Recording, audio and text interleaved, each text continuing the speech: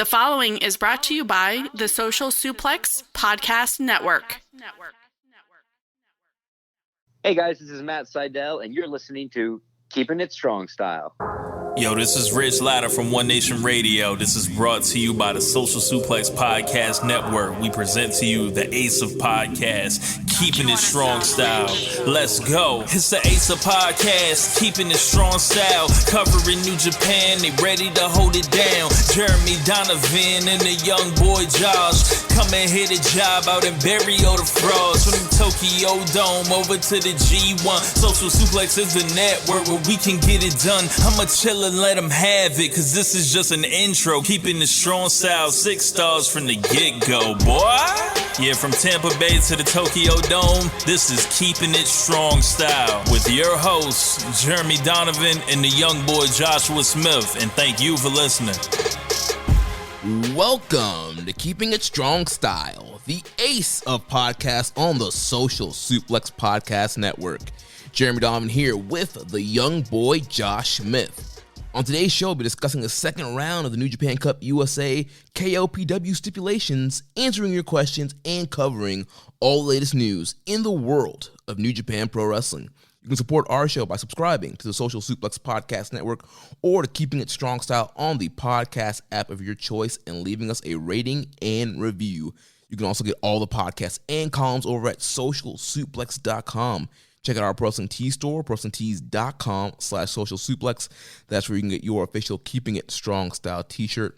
And if you enjoy this podcast, please consider making a one-time or monthly donation by visiting socialsuplex.com/donate, clicking on that donate button under the Keeping It Strong Style logo. This week's episode is brought to you by Manscaped, who is best in men's below-the-belt grooming. Manscaped offers precision-engineered tools for your family jewels. They obsess over their technology developments to provide you the best tools for your grooming experience.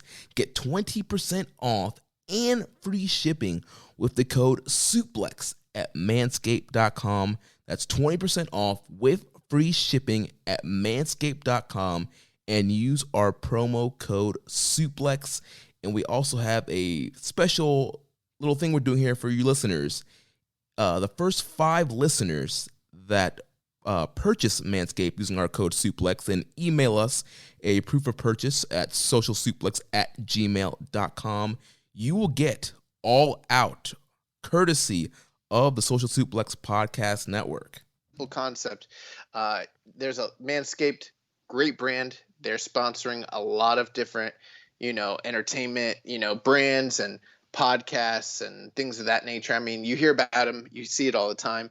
And there's a lot of people who are giving you, really great deals, really great hookups because Manscaped is the best in men's below the belt grooming. Here's the deal. Nobody's going to give you a better deal than your boys over here at Social Suplex, because not only are you getting the 20% off, not only are you getting the free shipping, but you're also getting, Jeremy, how much is a pay-per-view? $60? Yeah. You're getting a $60 pay-per-view paid for by your boys here at Social Suplex. That literally covers the cost of whatever it is you're probably buying. So you can literally go all out on your purchase with manscaped.com. And when you do that, you give us proof and we will go all out with you. Yeah, so it should be great. You get the free shipping, 20% off, all out.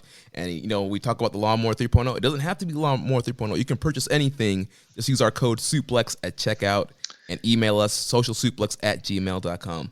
Bro, let me tell you something. I've got these Manscaped boxers. Them shits is fire, bro. But everything they do is incredible. Their clothes, their ointments, their deodorants, their grooming tools, literally everything they do is top notch. So, go copy something. And we're going to start the show off this week. We're going to start it off strong, man, with New Japan Strong from last Friday. It's time. It's time. It's strong time. Doom, doom, doom. Yo, so you're big on the the entrance theme songs when it comes to wrestlers. You probably know that shit better than me. Let me ask you something. Does this classic gem from 2000 ring a bell for you? Don't treat me like a woman. Don't treat me like a man.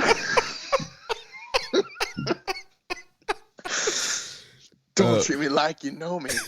You'll be treating me for who and what I am. Don't.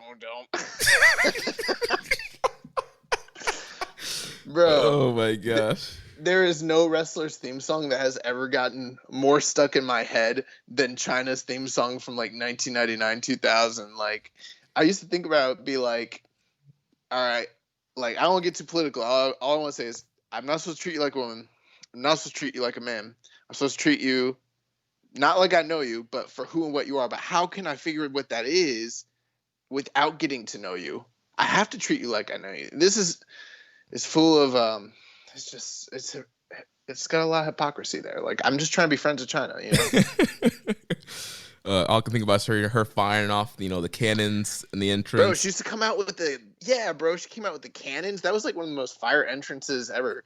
She literally had nothing going on in the promotion whatsoever, but she just come out and like boom on you. Wow. Oh man. Yeah. Great theme song there. Bro, is that not like your favorite theme song of all time? I can't say that it's one of my favorites of all time, but it's definitely one that, it's catchy. It gets stuck in your head. It does get stuck in your head. It's it's a catchy tune there. And relevant because, China, Joni Lauer, Tokyo Dome headliner, so women in New Japan, what all the people want. Oh man, but yeah, so let's get into Strong here. Yeah, and so we watch Strong using the NJPW EXT, the only browser extension for NJPWWorld.com, with features like dark mode, improved translations and layouts, custom and shared playlists, synchronized viewing parties, and much, much more. It takes your NJPW World experience to the next level. You can visit njpwext.us today for details. And, we mentioned those watch parties. We did have a watch party for this episode of Strong. I think going forward, we're going to continue to have watch parties using the NJPW extension. So all you have to do is look out on Twitter, follow us at KI Strong Style. You can follow Danny at NJPWEXT on Twitter. We'll send the code out for the watch party. You type that code in when you go to NJPW World and use the extension, and then there's a live chat. You can chat with us as we watch the Strong action. Yeah, so I unfortunately wasn't able to join in on this, even though I'm the one who brought it up last week. I wasn't able to actually join in on this, but this idea just sounds awesome. So, I mean, how was it? Like, did you have like people join in? Were you guys chatting? Like, what's the deal? Is that I've used a lot of the extension interface, but I've never used, this particular feature. Yeah, so this was my first time being a part of a watch party and using the whole chat feature. So that was pretty cool, pretty seamless feature there. We had a few people up there in the chat, and just hung out, chatted, watched some Strong. And when Strong was over, Danny threw on some other gems for us to watch, some G1 stuff. And so, yeah, man, the watch parties are a ton of fun. Super simple to use. Chat feature is cool, and I've been talking to Danny about maybe even some ways we could improve, make it even better. So one person is in control of what's being played, basically. Yeah. So how we have it set up. So for our parties, Danny has been in control of what's playing on the feed, and so you guys can do this for yourselves. Viewing any show, you want to just throw like a retro rewatch. You want to get up at 5 a.m. and watch Summer Struggle and throw a watch party. You can do it. One person controls the stream, throws it up on there. Everybody watches the same thing, same time. No spoilers, no delays, live chat. That's literally what I was thinking. I was like, this sounds like really awesome, but it's not like special just because it's us or, Danny who's doing it. This is something that is freely offered to all of you. All you got to do is download the extension and you have access to these kinds of features. And especially with the way COVID is and social distancing, I mean, what an awesome way to like watch responsibly with your friends and loved ones and enemies, everybody faces and heels alike. Yeah, bro. Invite the people you don't like to watch New Japan with you, and then get in that chat and say who wants the smoke, and lay the smack down. All right, so but no, man, that's awesome. Second round of the New Japan Cup USA tournament. Yeah, so Strong, before we get to the tournament, Strong opened up. We had Barrett Brown and Logan Regal Regal defeating Clark Connors and Jordan Clearwater. Barrett Brown, Logan Regal, they have been on the Lions project shows and that happened in California. Also, we know Clark Connors, Jordan Clearwater, apparently a student of Machine Gun Carl Anderson. What do you think about this opening matchup here? It was fine. It was interesting because, I'm not too familiar with these guys. I've heard of the Regal twins, but I don't really necessarily know them. I do think it's interesting that they spell their name Riegel. I don't know if that's how their real name, I don't know if that's their shoot last name. I've got to imagine it's probably not. And so it's like, if you're a worker and you call yourself Regal, you have to at least change the spelling of it, because you can't have like Steven Regal's same spelling. Right. out of respect. But yeah, no, I wasn't familiar with too many of these guys at all, honestly. I've kind of heard some of the names, but I didn't really think that there was anything. This was a fine opener, but there was nothing that really left an impression for me. The only real thought that I had watching this was Clark Connors at this stage of the game is way beyond Barrett Brown, Logan Regal, and Jordan Clearwater. Yeah, Connors was definitely the standout here, and I know it's kind of an inside joke, and we always joke about it, but definitely got some Chris Benoit vibes here. The in-ring action, the way he was just so intense, the way he was chopping, the way he was just kind of controlling the match. Like, man, this guy's a stud. The thing is like on commentary, you can't say that sort of thing. Right. So like, I noticed Kevin Kelly was like, Clark Connors giving me some real Buzz Sawyer. Mad Dog, but some Buzz Sawyer vibes. And I was like, that's code. Mad Dog, Wolverine, come on. We know what you're talking about, Kevin. But I thought Brown, Regal, and Clearwater were all solid. It definitely seems like Clearwater was the least experienced of the four. Barrett Brown's a guy I've seen NWA and seen him on some other indie kind of stuff, and he's a solid worker. But like we said, I think Clark Connors was the standout here. Yeah, I don't know what they're telling the workers as far as what obviously this only went 7 minutes, so it wasn't like they're given a lot of time to shine or anything. And I don't know what the match layout was. My one train of thought, though, is, and again, we're not in their situation, but it's like, if I'm Barrett Brown, Logan Regal, or Jordan Clearwater, on some level, I would try to do something to sort of like stand out and make myself indisposable to New Japan as a company, and I feel like there's some guys who've really done that. Like, Russ Taylor, for instance, really comes to mind as someone who like stands out. And I'm not saying that these guys need a hot dog or, try to get shine that doesn't belong to them. But I'm saying like in the midst of doing your job, they need to try to like strive for some sort of higher level of excellence, I would say, because I literally am not going to remember anything about anything.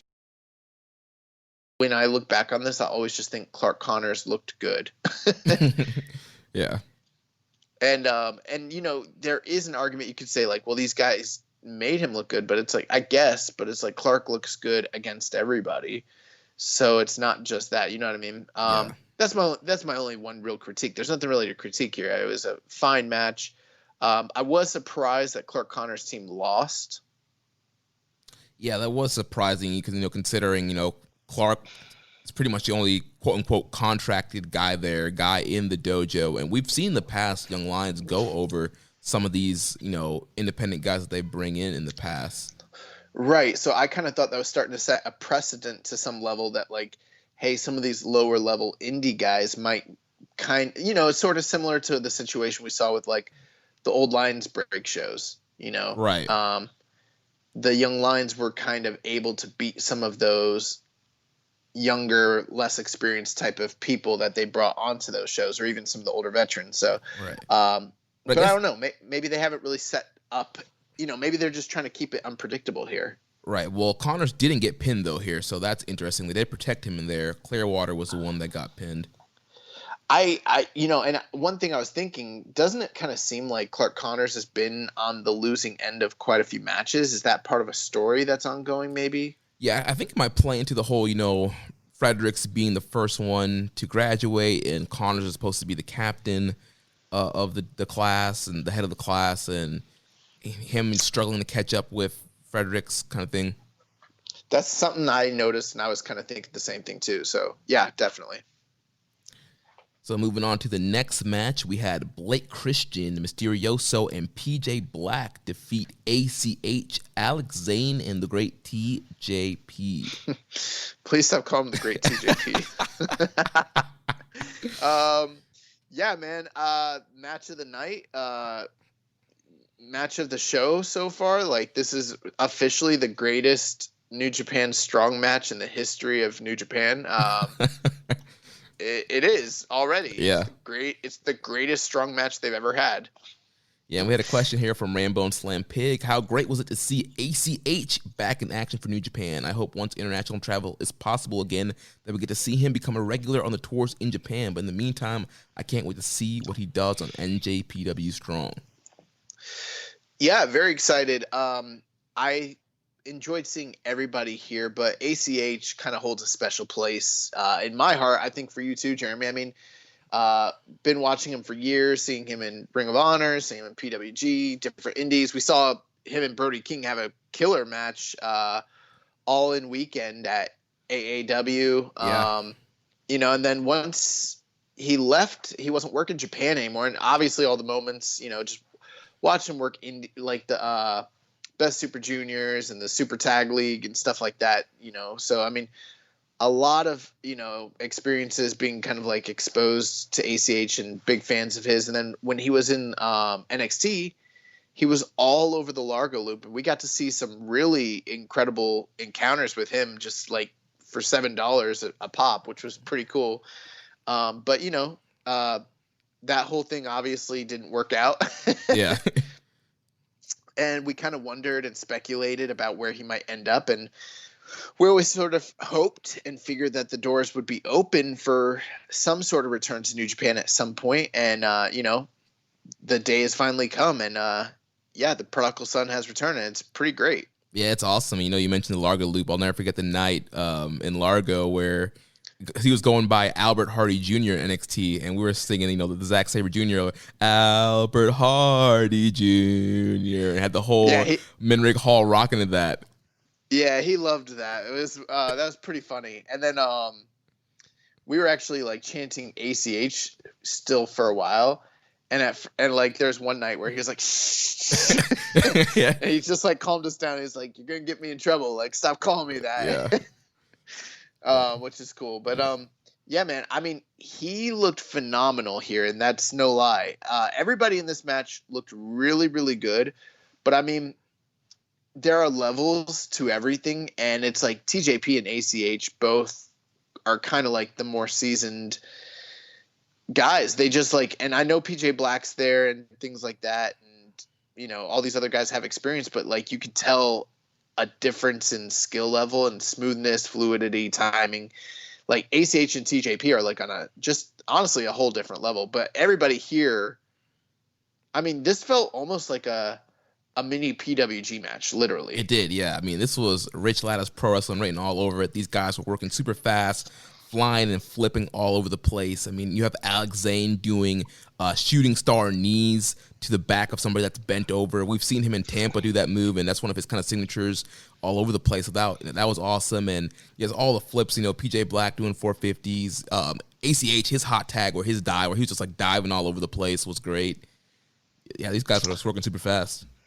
Yeah, and we kind of seen PJ Black come over. We saw Brody King. So, we still kind of don't know exactly the full status of the Ring of Honor relationship. But given how everything's going in COVID right now, I mean, there is a willingness for many companies to kind of at least share talent. If for no other reason, I think probably for the benefit of the talent. Right. And so that's one of the things here. We're kind of seeing some ROH guys work some of these New Japan Strong shows, which actually is very interesting if you think about it. We've kind of pondered in the past about what does this partnership even really mean anymore going forward. And we may not necessarily see, like, say, Global Wars or War of the Worlds tours be these massive draws that they were in the past. But I'm not going to be surprised if we start seeing some of these New Japan USA talents show up on ROH TV and vice versa. Right, and we are going to see a little bit of that. So the Ring of Honor Pure tournament that was going to happen pre-COVID is getting ready to start back up, and David Finlay is going to be in that tournament. I think there might be one other New Japan guy that's going to be in that Pure tournament. So there is going to be some crossover there. You know, I don't know. I've actually had a kind of like a little, I mean, it's not a secret to Jeremy, but I've had something I haven't really talked about on the air. Do you think now's kind of the time to like tell people? Hey, if you want to, man. So, not a big deal, nothing official, but back in early July, as you guys know, we've had former IWGP Junior Tag Team Champion Matt Sydal on the show. You know, longtime friend / acquaintance of the show, and he started a training school in the Clearwater, like St. Pete Pinellas Park area, called Sai Dojo. Also, shout out to Sai Dojo if you guys get a chance. You know, look them up online. I think they got merch and stuff like that. But back in July, I started training with Matt Sydal to be a professional wrestler, which was really cool and was going really well. And then COVID got worse. And just as a responsibility and precaution, I kind of stopped training. But I do 100% plan to continue my training. But I bring that up to kind of mention, you know, since he's one of the topics, you know, I think that there's a high likelihood that we see Matt Sydal in the New Japan ring again, which was something that I didn't think was likely, say, a few weeks ago, honestly. Right, and I know we had talked to Matt after that GCW show at the beginning of this year, and, you know, just kind of talking to him, you know, what he thinks next, and, you know, at the time he hadn't started Sai Dojo yet, and he was, you know, talking about what he wants to do, and, you know, he was saying, you know, he would love to, you know, be on New Japan America and get back to New Japan, so...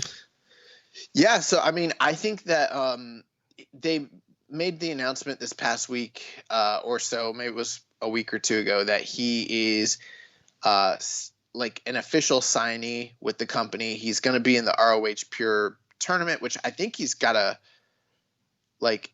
be one of the favored guys coming into that tournament, just given the state of ROH as it is right now. Mm-hmm. And you know, like we just mentioned, we're seeing a lot of crossover between New Japan guys and ROH guys. And I don't know that we ever see him in a Japanese ring in Japan. But, I mean, he's a guy who's literally worked the New Japan system. He's been a star there before. I would not be surprised at all to see him at some point. And I haven't heard anything from him.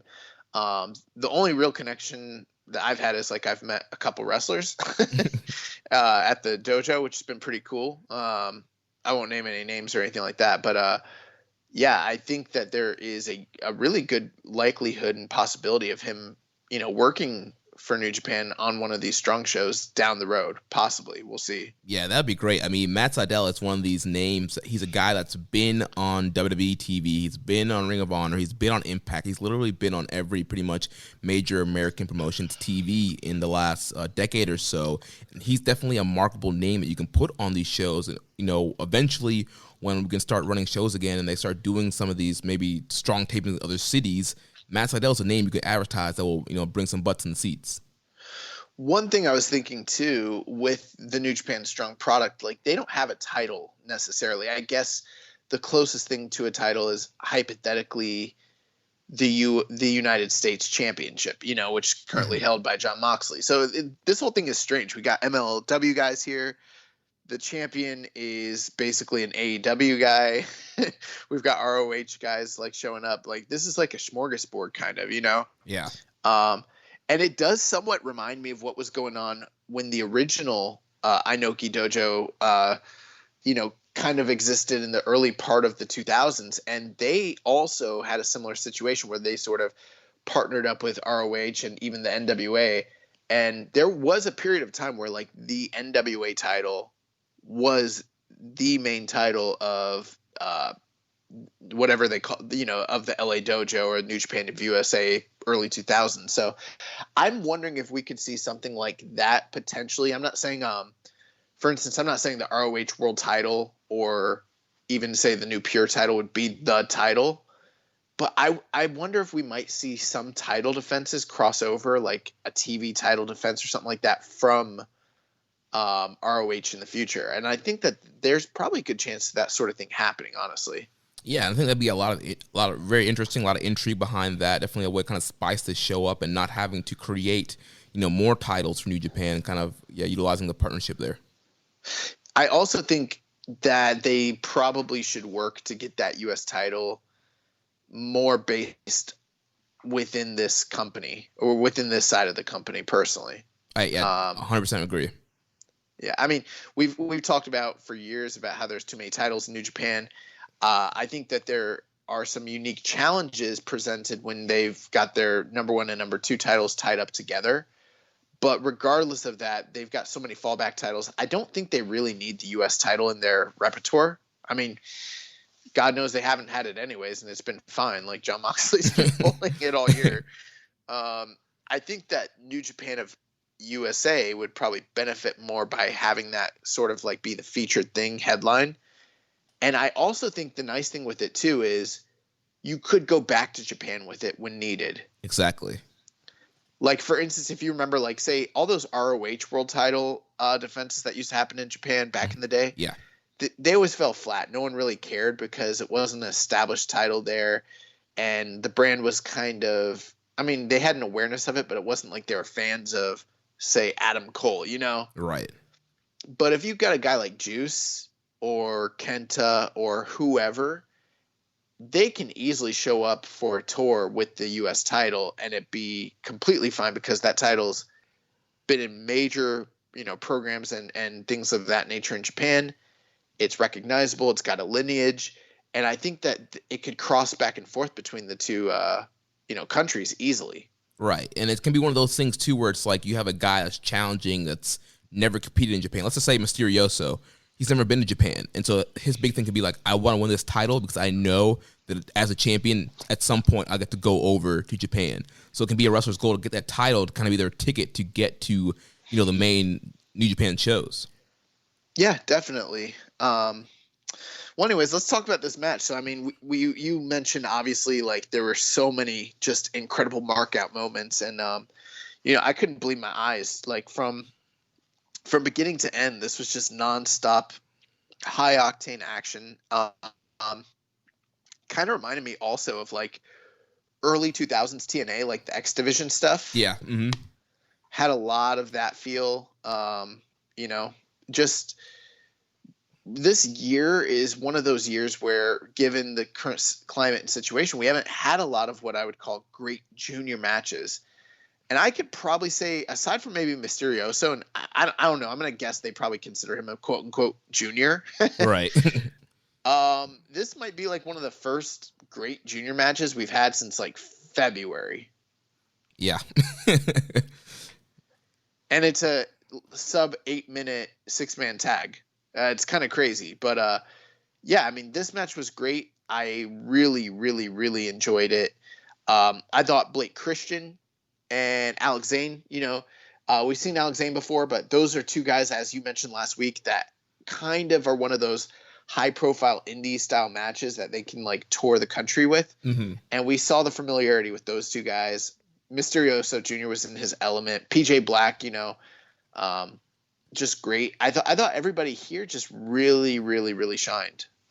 This is blowaway, and I would watch this again. Yeah, this was awesome. If you have not seen this match, definitely go out of your way to watch this 6-man tag match up here. I was surprised that ACH's team lost. I mean, you had ACH and TJP, two guys that have been featured heavily in New Japan in the past. Obviously, TJP has been featured a lot in the last year or so since leaving WWE.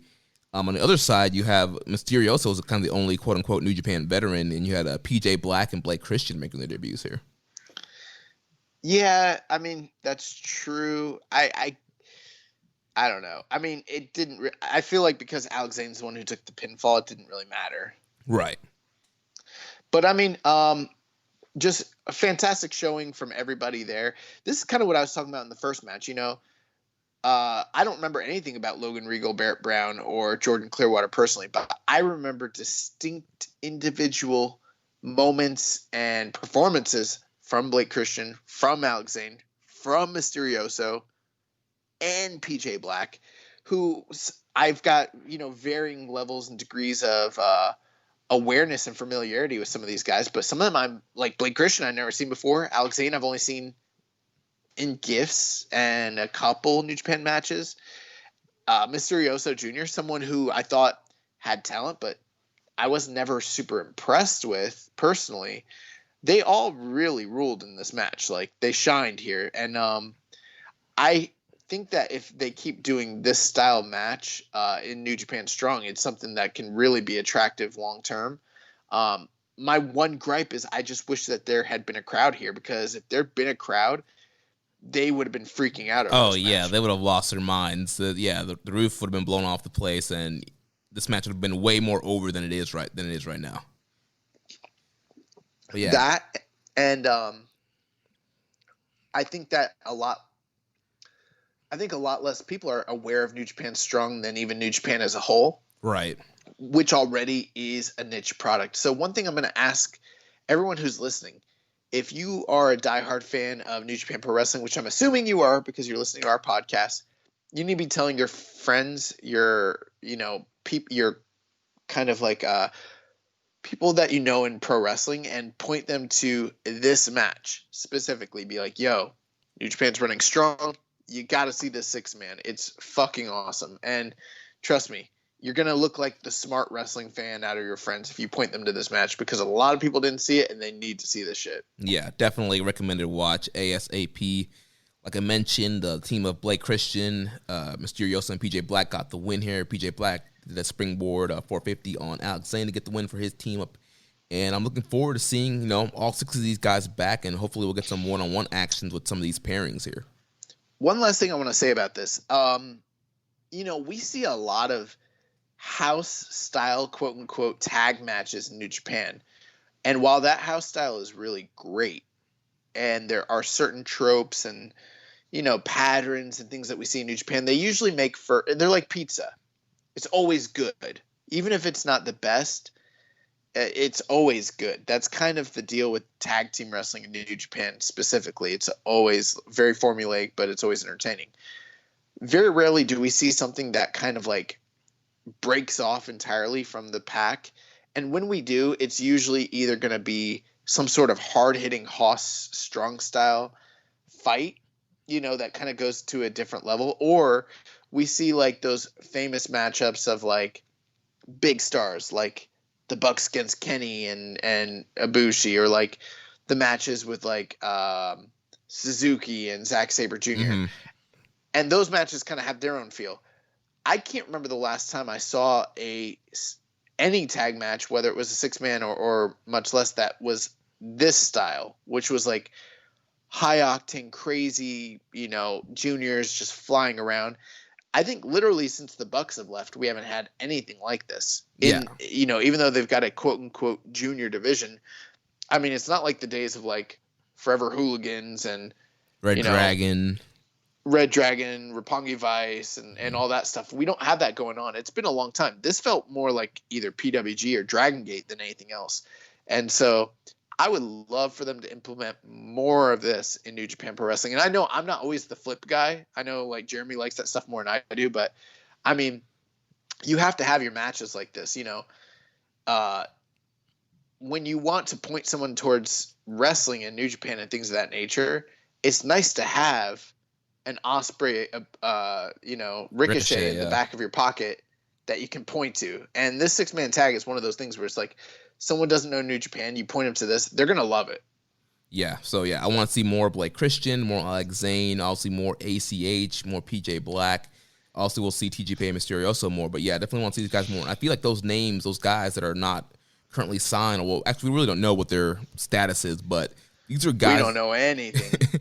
These are guys that they should be locking down. These are names that AEW, WWE are going to see and are going to want to scoop up. And so New Japan should do a smart thing here, try and lock these guys down to make them, key attractions for New Japan Strong. Oh, bro, and another thing, TJP, Impact Superstar. Mm-hmm. Bro, we got guys from Impact, MLW, GCW, and AEW, and GCW, and ROH all on the same show. Like 5 different promotions. It's freaking nuts. The doors are open. Bro, New Japan Strong is the forbidden door. All right, so let's talk about this tournament. Womp, womp, womp. Yep, so semifinal match here. David Finlay defeats the good bad guy Tama Tonga. 7 minutes, 10 seconds to advance. Yeah, beat him, man. So let's talk about the final matchup here.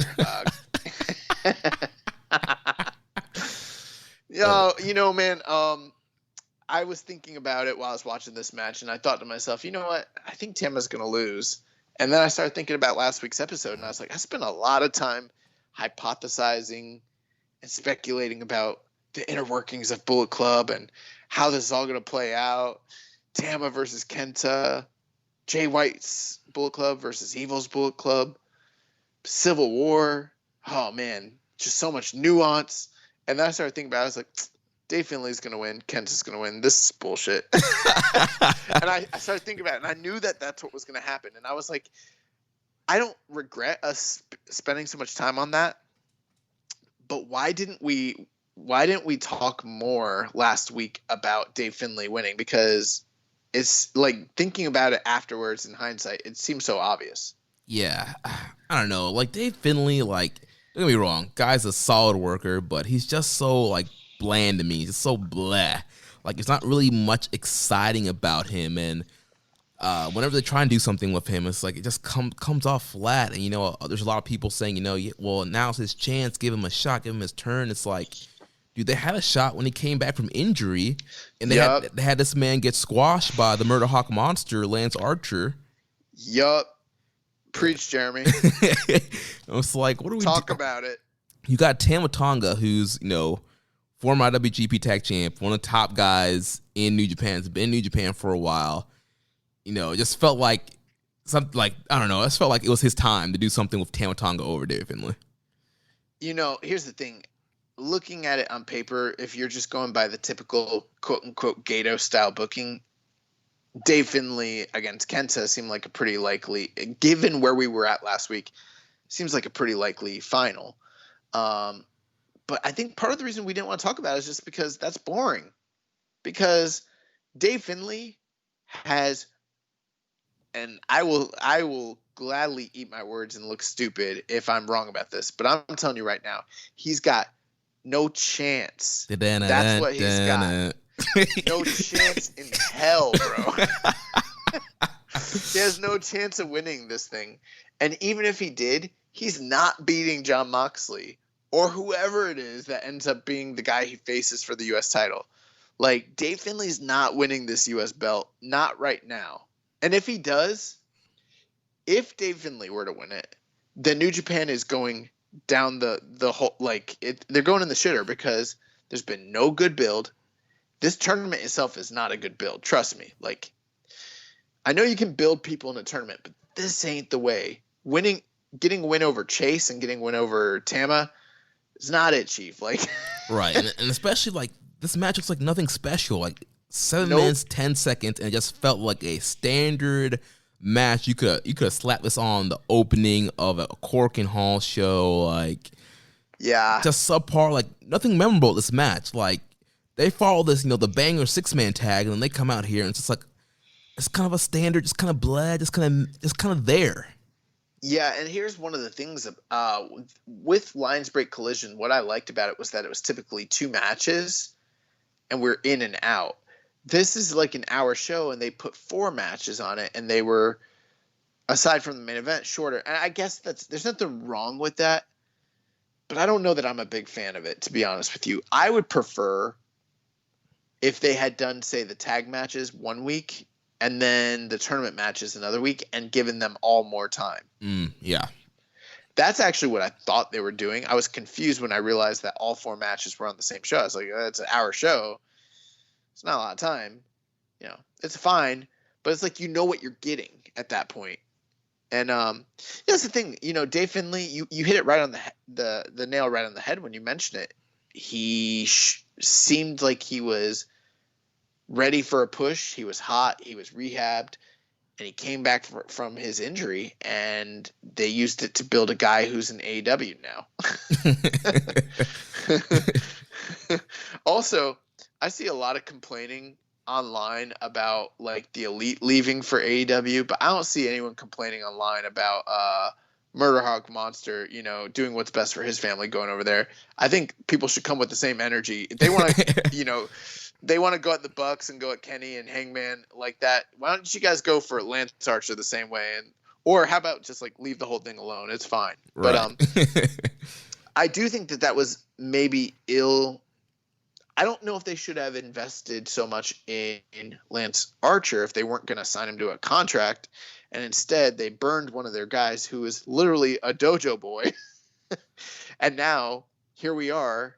August. Are we in August? Yeah, August 17th as of August, recording. This year's been crazy. August of 2020, and you got Dave Finlay in the semifinals of a tournament that no one believes he can win. And if he does win, it's a no-win situation. Like, he should not win. He probably shouldn't even beat Tama, honestly. Yeah, I felt like Tama should have won. I thought the more intriguing match would have been Tama versus Kenta for all the reasons we mentioned last week. Well, there's one other reason that we haven't mentioned. You actually brought it up to me off the air, and it was a great point. So I'll give you credit for it. This is not my thought, but it's something you mentioned. He just beat Brody King. Right. I mean, they set him up. They gave him this big win over Brody. A lot of people were upset that Brody lost. I just felt like that was a really good match. He had a lot of momentum coming from that match where, Finlay just kind of had a fine match with Chase Owens.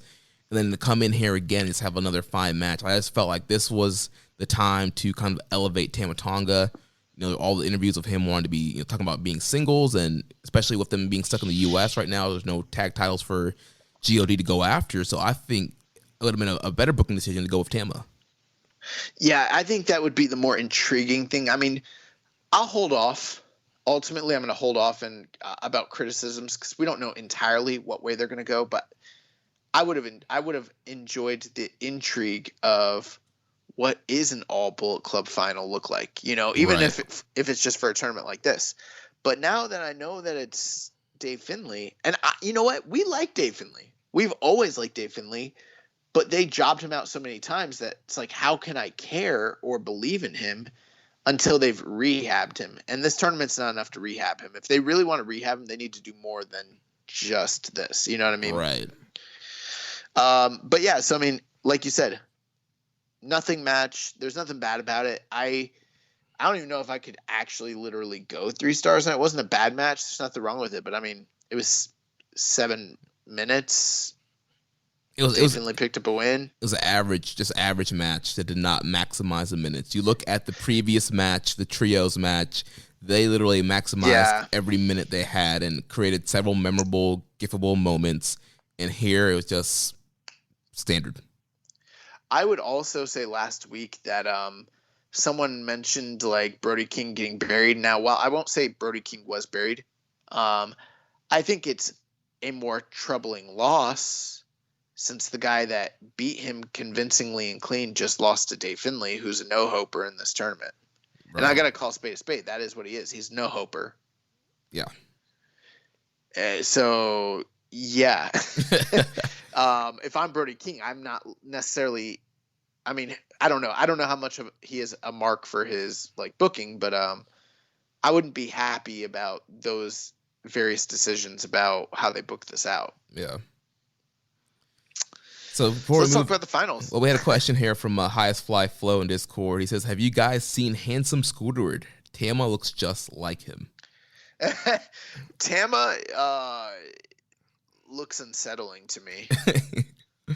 I know. I heard a lot of people compare it to like when your dad, shaves his beard or his mustache, and you see him as a kid, and you get freaked out because you're not used to seeing him. And a lot of people have been comparing it to that. Bro, he's like a David Lynch film. Like there's something like just kind of off, and you don't know what it is, but it's super unsettling, and that's what it is. Like nothing. Like he looks great without a beard, and he used to wrestle like that for years, but you just get so used to seeing him with the beard that like when he suddenly doesn't have it, you're like, what the fuck? Dude, that would be like me shaving off my beard. Like, what would you do if Bro. like next week I showed up for recording and I had no beard? I'd be mad confused, honestly. Like I wouldn't know what was going on. Like, so yeah, I mean that's kind of where I stand on it. He doesn't look bad at all. I mean, hey, I actually saw this video. It was real funny. I saw this video on Instagram where this like dad, like young dad, he was like our age. He shaved his face, and like he hadn't shaved his face at all since he like was with his wife, like since they started dating. Wow. And they had like 2 young kids, and he like shaved his whole like joint, right? And he comes out and he's like, I did something. And she's like, why did you do that? And then he like walks up to this like little daughter, and she's like kind of like about to cry, like she's upset. And then like he's got this little like baby son, and he like tries to put his arms out, and the kid won't go to him. He's like shaking his head no and crying. And like the caption was like, this man's beard was holding his entire family together. Yeah. Like he completely lost favor with everybody in his family. Man. Yeah, And I just want to point out, Bullet Club was fine. Tama shaves his beard. Evil's the fucking IWGP champion. Conspiracy? I don't think so. Thoughts connected. But let's move on to this main event here. So we have Kenta defeating Jeff Cobb, 14 minutes, 38 seconds here to advance to the finals of the New Japan Cup USA. Yeah, I didn't like this match.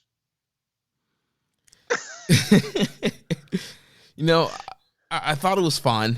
It had a slow pace, kind of a really slow pace. There were some good spots where Jeff Cobb got to show off his strength. I felt like I was watching 1980s Jim Crockett, but not like a pay-per-view or a special, more like, Superstars of the Superstation, like, honestly, this felt slow as fuck. Yeah. I don't know what's going on. Yeah, it was really slow. Obviously, Kenta was healing up, trying to slow down Cobb and get heat from the invisible crowd in the arena.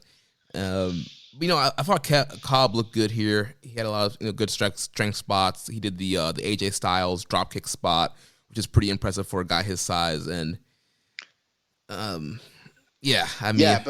but good spots do not a match maketh. Right. Like, you can't just have impressive spots and expect the match to be good, as contrary to popular belief.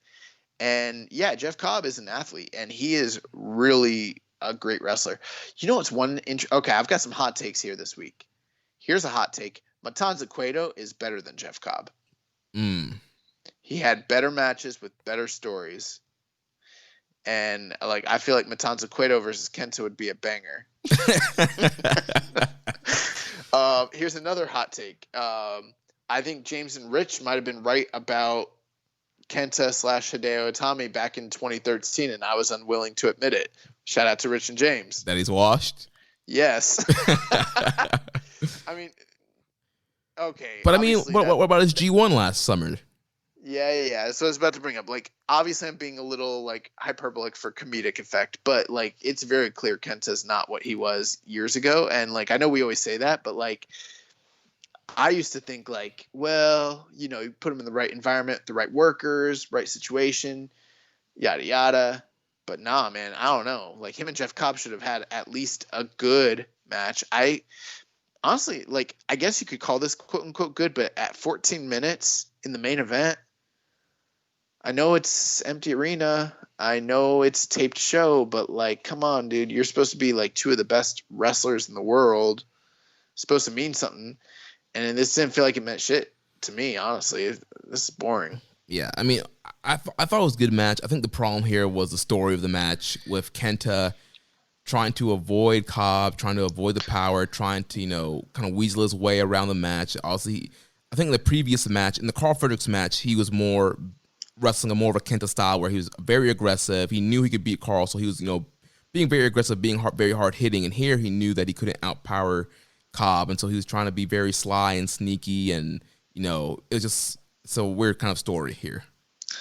Yeah, it was fine. I mean, I'm looking at Grapple. It's got an average of 3.0, literally on the dot. So you could go gentleman's 3. I just don't think that on the second week of New Japan Strong, Kenta and Jeff Cobb should be having a 3-star 15-minute match. Right. And yeah, I was not, I mean, like, I kind of knew that the 6-man tag was going to be great, but like, I kind of expected, I was like, it's Kenta and it's Jeff Cobb. They're going to like kill it. And they didn't even like kind of a little bit kill it. They like let it live. Yeah. They left it alone. Like, it was fine. So, I mean, that's sort of, and then I guess kind of talking about the booking here, now we're left with a situation where the finals are Dave Finlay and Kenta. And Dave Finlay is, in my opinion, at this point, in the ultimate underdog, quote unquote, role. But he shouldn't win. Right. So, I mean, I guess the best case scenario is he has a really good showing in defeat against Kenta. But, like, based off of, I don't know, man. I wasn't as high on that Kenta-Carl Fredericks match as you were and everybody else. And I wasn't that high on the Jeff Cobb match either. I didn't like the Naito match. Like, it's been a while since he showed me something. Since, like, say, the Ishii match. Like, I don't have high hopes for this match with him and Dave Finlay, honestly, either. Yeah, so that's going to be the main event next week on Strong, Kenta versus Dave Finlay for the finals of this New Japan Cup USA. Something also that we failed to mention at the beginning of the show, they did show a red briefcase showing that's with the kind of towel shot, kind of similar to the G1 briefcase. So that's going to be They also showed the New Japan Cup of America, the New Japan Cup of America or of USA. What is the actual title? New Japan Cup USA. Yeah, they showed the actual trophy for the New Japan Cup of USA, and man, they couldn't get a better trophy than that. This is a company that is renowned for their trophies. They got this weak ass looking trophy. Hey man, it's COVID, man. Times are tough. You get what you can get. Nah, bro. If Cody could get a belt maker to redo the TNT title, they could have got someone to make it a little bigger. It's this tiny ass thing. But I they got the briefcase. Also, here's another hot take. I don't like briefcases in New Japan. Feels too WWE for me. Well, we've been getting a lot. You know why they're getting a briefcase, right? Because he's going to defend whoever wins the cup. Because they're going to have to defend this shit. Right, until they can get the Moxley match to happen. Now it's like completely confirmed. They're giving him a briefcase because they don't know when they're going to get a chance to fight Jon Moxley. And it's going to be Kenta walking around with that red-ass briefcase, hitting people in the head with it to win matches. Are you ready for this? Are you ready for Kenta to run, to be playing the dastardly heel, running defense and hitting people in the head with his briefcase because he doesn't have a heater? Yeah, that's something, too, that I forgot to mention here. There was a ref bump here in the match that caused Kenta to take advantage of Jeff Cobb. Dick kick. Yep. Kicked him in his dick togo. He kicked him in the dick like he's Undertaker in 2015, just kicking everybody in the dick. Yeah, and rolled him up. So, yeah, man, I like Strong. I like the presentation, but I miss Lines Break Collision of the USA project. Had really good. Also, here's another hot take. Of all the tournaments that occurred in this past, 1 to 2 months, the 6-man tag tournament is by far the best tournament. I mean, there was a lot of solid matches in that tournament. There are some good matches in that tournament, and if I had to have guessed, I would have said this tournament was going to be the good tournament. I would have been wrong. And we'll get into it later, but I don't have high hopes for this KOPW tournament, honestly. So we did have a question here from Kevin from DC. He says, who do you see coming away with the number one contendership to the IWGP US Heavyweight Championship at the conclusion of Strong's event on Friday? My money's on Kenta, but either wrestler could win the match, and I wouldn't complain at all. Furthermore, who do you see having a better performance between David Finlay and Kenta? Kenta. Yeah, I think Kenta. Kenta, and Kenta are the answers to all his questions. Yeah, I think Kenta is going to win this match, be the number one contender. It makes the most sense. Kenta is a guy who, last time he was in Japan, was challenging for the double titles. Before that, he was in a never title match at Wrestle Kingdom and having this hot feud with Shibata. Meanwhile, you got David Finlay, who, is primarily a tag team guy with Juice, and hasn't won a singles title in New Japan yet, and really hasn't really broken out yet. So I don't think the smart move here would be to beat Kenta with Finlay. So I think Kenta wins here. I think he'll have a better performance as well. Yeah, I totally agree. So also next week they mentioned that Rocky Romero would be in action. We don't have his match confirmed as of this recording. Also mentioned, this was mentioned on the post show, which is called Finish Strong, which was hosted by Chris Charlton. And on there, they recapped Strong, and they had an interview with Dave Finlay. And then they also announced that Switchblade Jay White will be in action next week on NJPW Strong. Yeah, and one thing I have to say about that is we've had speculation in the past, like, will Jay White be showing up in Japan? And there have been some keys and some clues, as to what may or may not be happening with him. I've seen a lot of people online kind of say, oh, well, he's showing up on Strong in, a week or two. So I guess that kind of eliminates the possibility of him showing up at, say, Jingu Stadium or something of that nature. That's not the case. And the reason that we know that is because New Japan Strong is a pre-recorded show. They recorded like 4 or 5 weeks of it all in advance. So this appearance from Jay White, it happened weeks ago. Right. So, yeah, he can definitely head to Japan and do the 2-week quarantine and be showing up at the Jingu show or showing up in the G1. Yeah, some Rick Rude shit right there. So we had a question from Reddit user PSAN91 with the announcement on Finish Strong that Switchblade Jay White will be on Strong next week. Do you think that rules him out of coming to Japan anytime soon? So we just kind of answered that. Yeah, I think we will be seeing Jay White in Japan soon. I think it does rule out some of my earlier comments where I had sort of mentioned, I don't know exactly what I said. It's been a few weeks, but one of the things I was thinking is, like, people had asked about why Jay White wasn't in this particular tournament. I think if the fact of the matter was that he was actually there when they were taping the tournament, it goes to show you that they did not want him taking any losses or being the winner of this tournament. But I also kind of speculated that maybe the show was sort of beneath him to a certain degree.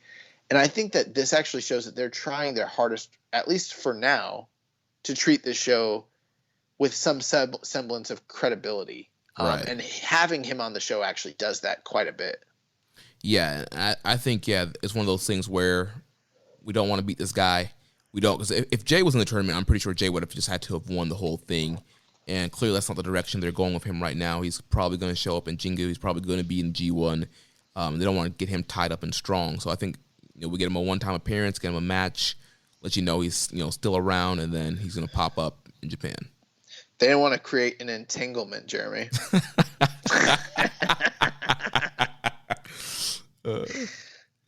I had a question here from Ken from DC. Do you think Jay White will cut a promo or discuss leadership on Friday's show, considering he's stuck in the U.S. while Evil's holding both belts? That is an interesting question. I think that is something that we'll all be looking out for, but I don't know the answer. I don't think we really know the answer. It's hard to say how canon everything that happens within New Japan Strong and New Japan of USA will really be when it correlates to, say, New Japan proper. But I'm hoping that would be kind of like at least a little wrinkle or something kind of nice and exciting to have him hint or address it in some way on an actual authorized, platform like that. Yeah, and we have seen post-match promos after matches from a lot of the main New Japan guys, and so definitely Jay White is a great promo. I could easily see them doing some kind of press conference post-match promo where he's talking about maybe just a Bullet Club is fine kind of thing and whatever. But I definitely think he'll say something. Yeah, and also speaking of post-match promos, Dave Finlay cut one, and I was like appalled at how bad it was. I was like, man, come on, bro. Like, again, just like how I mentioned earlier, like some of those wrestlers need to like maximize their opportunities in the ring.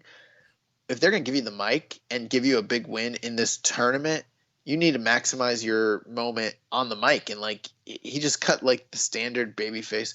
I'm going to do my best. I'm going to go out there. I'm going to try real hard. I'm going to win. What? Bro, how long have you been wrestling? Come on, bro. Like, I would go, if I was a wrestler, well, maybe I will be. But if I was a wrestler and I wasn't good on the mic, I would go get acting classes. I'd take improv classes. I'd like go to Toastmasters and learn how to give speeches. I would do whatever it takes because like maybe you can only go so far when it comes to the athletics and the physical side of wrestling. But dude, look at guys like who's that one guy? Eli Drake. Mm-hmm.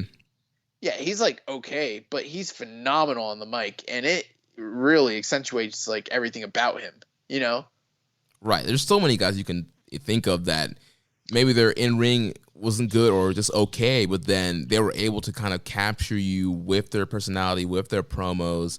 One guy that kind of popped in my head because I just saw a Twitter promo from him recently from back in the day was the alpha male Monty Brown. He wasn't like some kind of crazy, in-ring workhorse, but that's true. His promos were great, and like he was just he had a ton of charisma, a ton of personality, and I was a big mark for him just based off the promos. Yeah, I just if I'm Dave Finlay, we all know he can really go in the ring. He really can, and given better booking, he might not be seen the same way as he is right now currently in the company. But if you're going to move into this U.S. market, you need marketable personalities, and right now Dave Finlay's not one of those personalities. He's a guy who like at best cuts goofy funny promos with Juice when they're in like tag league, and that's about it. Right. Other than that, he just cuts these weird self-deprecating nothings, and it's like you can't be doing that. You have to create conflict to create cash so people want to see you fight and either get beat up or beat someone else up. And like that's the whole art of like drawing money, and like he needs to draw. Like he needs to do something to like become a draw, because like this shit's not going to work if he's doing what he did the other night. Right. And then I don't know if you saw his interview on Finish Strong with Chris Charlton. Like it just kind of came off as like it's just a dude just talking. Yeah, it's like you literally are in the finals of a tournament, in a singles tournament for New Japan Pro Wrestling. You've never been in this position. And nothing.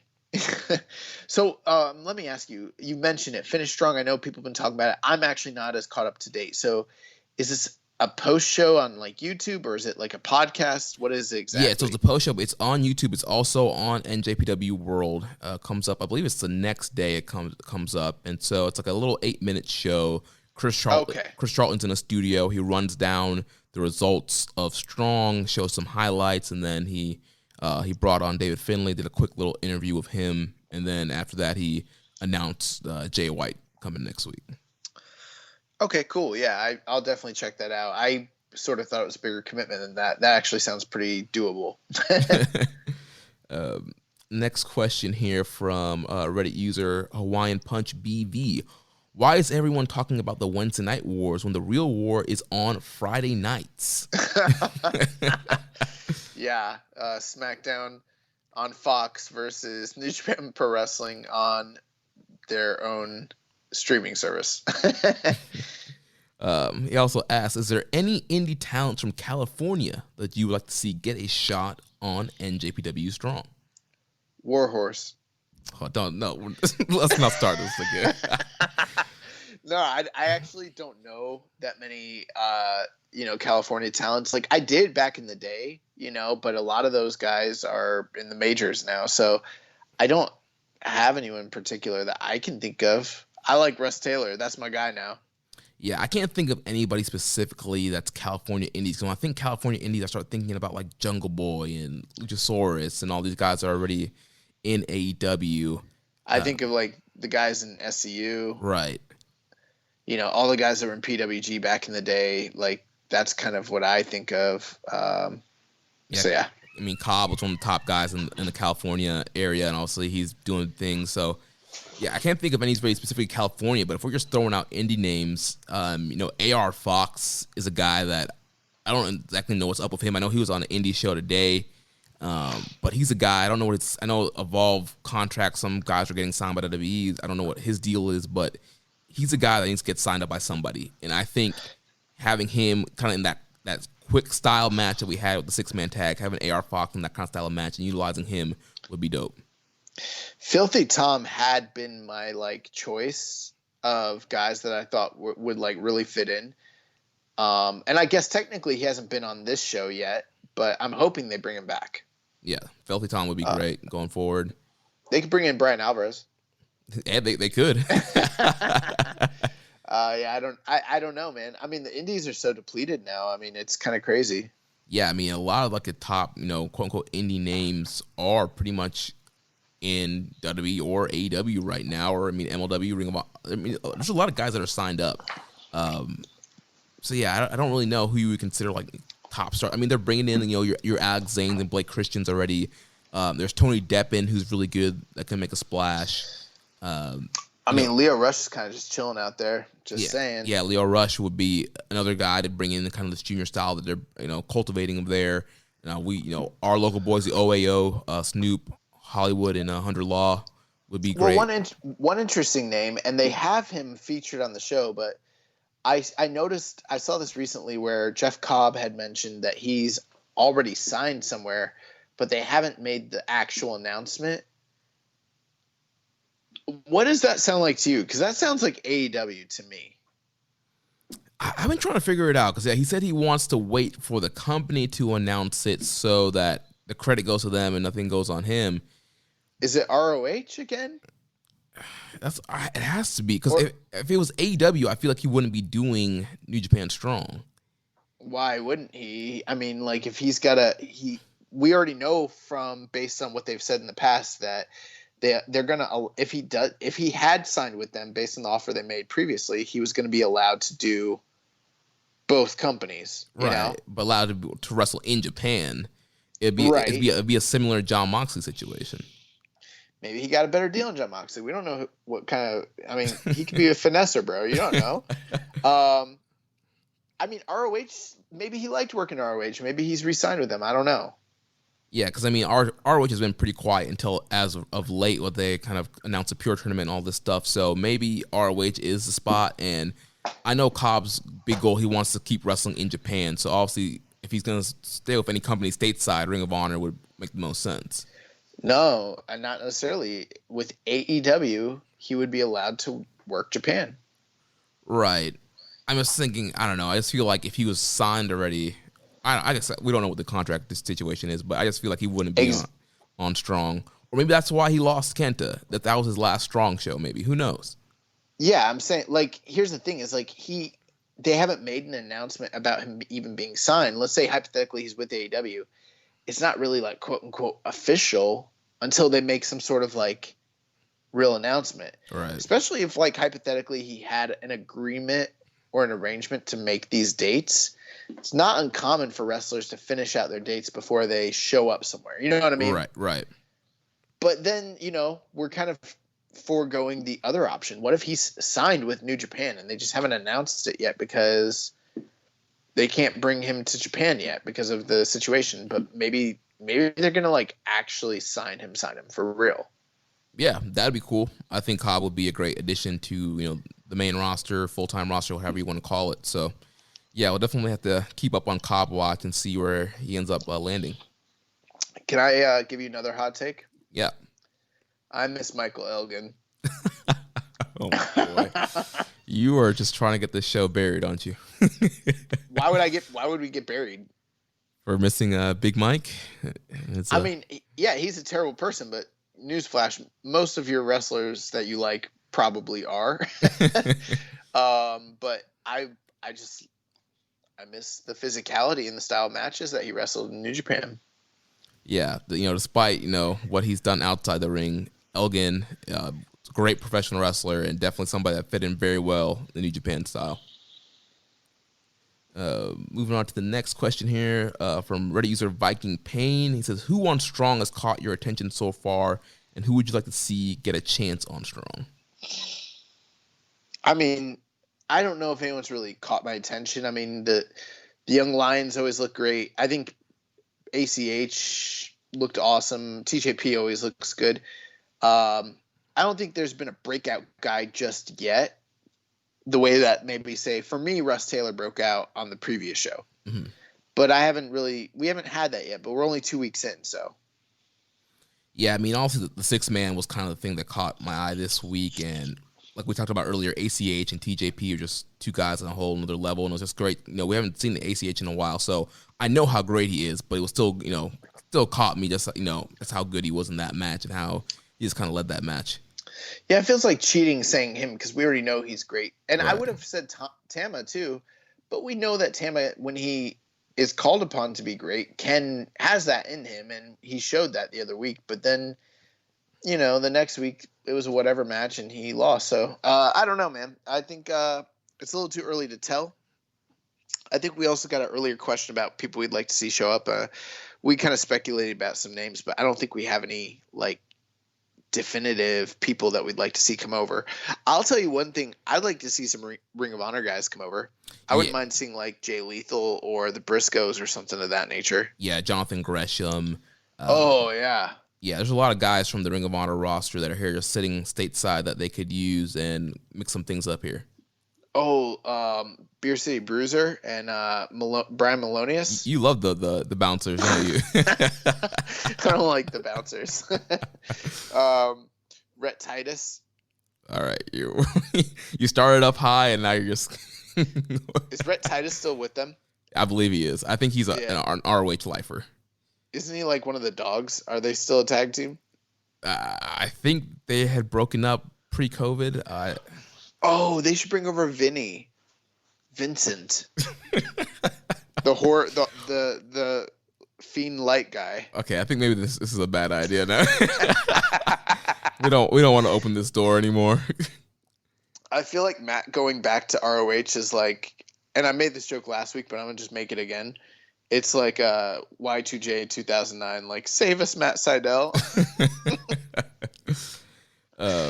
And then Viking Pain's second question, we kind of already talked about. He asked about any news on Jeff Cobb. He said on Wrestling Observer YouTube interview that he had signed with a company recently and is just waiting for the company to confirm. Is he New Japan bound? So we kind of speculated on that already. So just kind of have to keep our eyes open and see where he lands. That was Viking Pain who asked that? Yeah. Sorry that we jumped on your question before you asked it, but we are in line with one another. That's because we're always ahead here on Social Suplex. We try to be. Next question here from King DW510 in the Discord says, you guys think there will be a Best of Super Juniors for the U.S.? There seems to be a lot of juniors working in NJPW US right now, and I've seen a Rocky Romero interview where he said it's a possibility. And who would you guys want to see in it? That's an interesting question. I mean, for me, I feel like you need to the Super Juniors is such a important and prestigious tournament. If you're going to do it, then you just do it, And again, I'm not a huge fan of them doing a derivative US version of it. They did 3 US Super Junior tournaments in the mid 2000s, and each one of them were single elimination tournaments.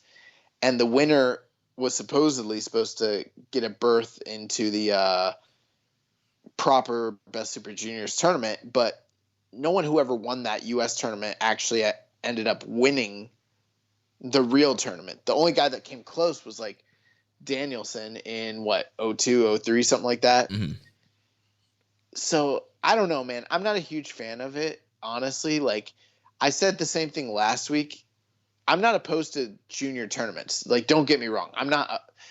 The idea of them having a tournament where the best juniors in America fight does sound awesome.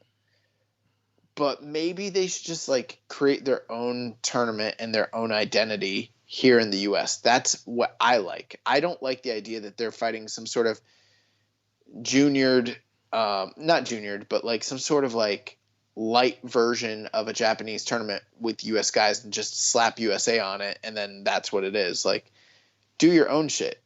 Come up with something that's original and cool. And it doesn't even have to be called like Best of Super Juniors, but maybe it can be a junior style tournament that catapults the winner into some sort of meaningful position within the junior division as a whole. Right, and I totally agree with you. Like we talked about it last week with the New Japan Cup USA name. And so, yeah, I definitely think it would help Strong to kind of build its identity on its own, and create these kind of unique things to that brand.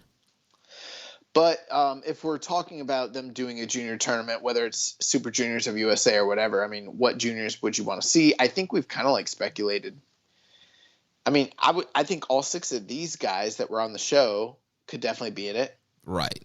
And I mean, you throw in Clark Connors, Carl Fredericks. Well, actually, Fredericks is probably a heavyweight. Fredericks probably too big. Yeah, but Connors definitely. I mean, I don't know where the heck Ren Narita is, but Narita is somebody you could throw in here. I read that Ren Narita is in Japan or England, one or the other. So that might explain why we're not seeing him. Gotcha. Maybe Shooter could show up for this tournament. I don't know, man. DKC. Like, I'm just kind of naming guys that we've seen show up. Russ Taylor, your boy. He's too big, I think. Think? I don't think he's a junior. I don't know. But yeah, I mean, I don't know. Like we said, Leo Rush, he's a guy. There's some guys out there. I don't know. But, you know, the indies are not what they were before. Right. It's slim pickings right now. Yeah. Yo, it's crazy. What's that one company that's running a G1? Oh yeah, they've talked about it on Flagship. The name of the company is escaping my mind right now, but they're doing their own block tournament. There's like this indie company that's doing a block tournament over like 9 months or some shit like that. Bro, it's crazy sounding. Like, it's not gonna work. Remember when and I hate to be like negative like that, but do you remember when Flow Slam tried to do their different styles tournaments, and it was supposed to be a season thing, and it went on and on and on? Yeah, the style battles or whatever. Yeah, and people kept winning style battles and then kept getting signed by big companies and then disappearing and then not being able to come back for like the main style battle like tournament. And then like the main tournament ended up running like WrestleMania weekend against like Spring Break Takeover and some other shit, and like no one went to it. It's like those kind of like doing some. If you're gonna do an indie tournament on the indies, like you want to do it in 1, maybe 2, 3 nights max. You do not want to do it over a lengthy period of time. Like, you have no assurance of what's going to happen with your roster and your, you know, contracted or non-contracted wrestlers or whatever. Like, it's not a healthy proposition. Yeah. Next question here from Kevin from DC. Oh, Tessa could be in the Super Juniors tournament. Tessa, you said? Yeah, she's not signed anywhere. People want women in New Japan. Let's bring in Tessa Blanchard. Well, hey, she has a strong mind. Bring a strong mind on Strong. She's got the strongest mind of anyone she's ever known. Yeah. I got a strong mind. Her and Daga could both be in the tournament together. Oh, man. Get a little intergender action going on. Yeah. Next question here from Kevin from DC says, are you surprised that there wasn't any televised Japan events between August 9th and the 26th? I know we're still getting the Strong events, but I was getting spoiled for 4 events in a row to have to wait 17 days between live shows. I would like it one or the other. I don't want four days of shows, and I don't want several weeks without shows. Can't we just space the shit out? Can't we just have a steady stream of shows with space in between it so we can live our lives harmoniously? Come on. No, I'm not surprised at all. I mean, they gave us 4 shows back to back to back. So yeah, I mean, even, you know, pre-COVID, we would see this with the New Japan schedule. There'd be some weeks where, yeah, it's like bam, bam, bam, like 4 shows in a row, and then it'd be like no shows the next week, and then 1 show the next week, and then a bunch of shows the following week. So it's just the way they're touring. I know the touring's definitely all kind of jacked up with COVID and all the stuff right now. So it's just the way that the chips fell for this tournament or for this tour. Yep. But speaking of spoiling, we want to spoil you guys with our deal, of our partnership here at Manscaped. we want you guys to get the Lawnmower 3.0 and all the great products from Manscaped.com. Lawnmower 3.0, the Manscaped team, they spent 18 months perfecting the greatest ball hair trimmer ever created. The thing's third generation, young boy. Yeah, it's incredible. Yeah, so third generation, cutting-edge ceramic blades to reduce manscaping accidents. Manscaping accidents are finally a thing of the past. This razor is premium. Battery lasts up to 90 minutes, so you can have a longer shave. So if you have a beard and you want to use the Lawnmower 3.0 on the beard, you want to be like Tama Tonga and shave it off, the battery will last a long time. It's water-resistant, LED light, 7,000 RPM quiet stroke technology. So if you're listening to us speak right now, we want you to experience it firsthand for yourself. And like we mentioned at the top of the show, the first 5 people who purchase something from Manscaped and use our code SUPLEX and email us proof of purchase to socialsuplex@gmail.com will get all out ordered for them courtesy of the Social Suplex Podcast Network. And like I mentioned, you don't have to order just the Lawnmower 3.0. It could be any of their products. Let me break it down for you. The Lawnmower 3.0, no bullshitting you. It is the best grooming trimmer that I have ever used in my life. And so you can get that, but not only can you get that, you also get 20% off the cost of it.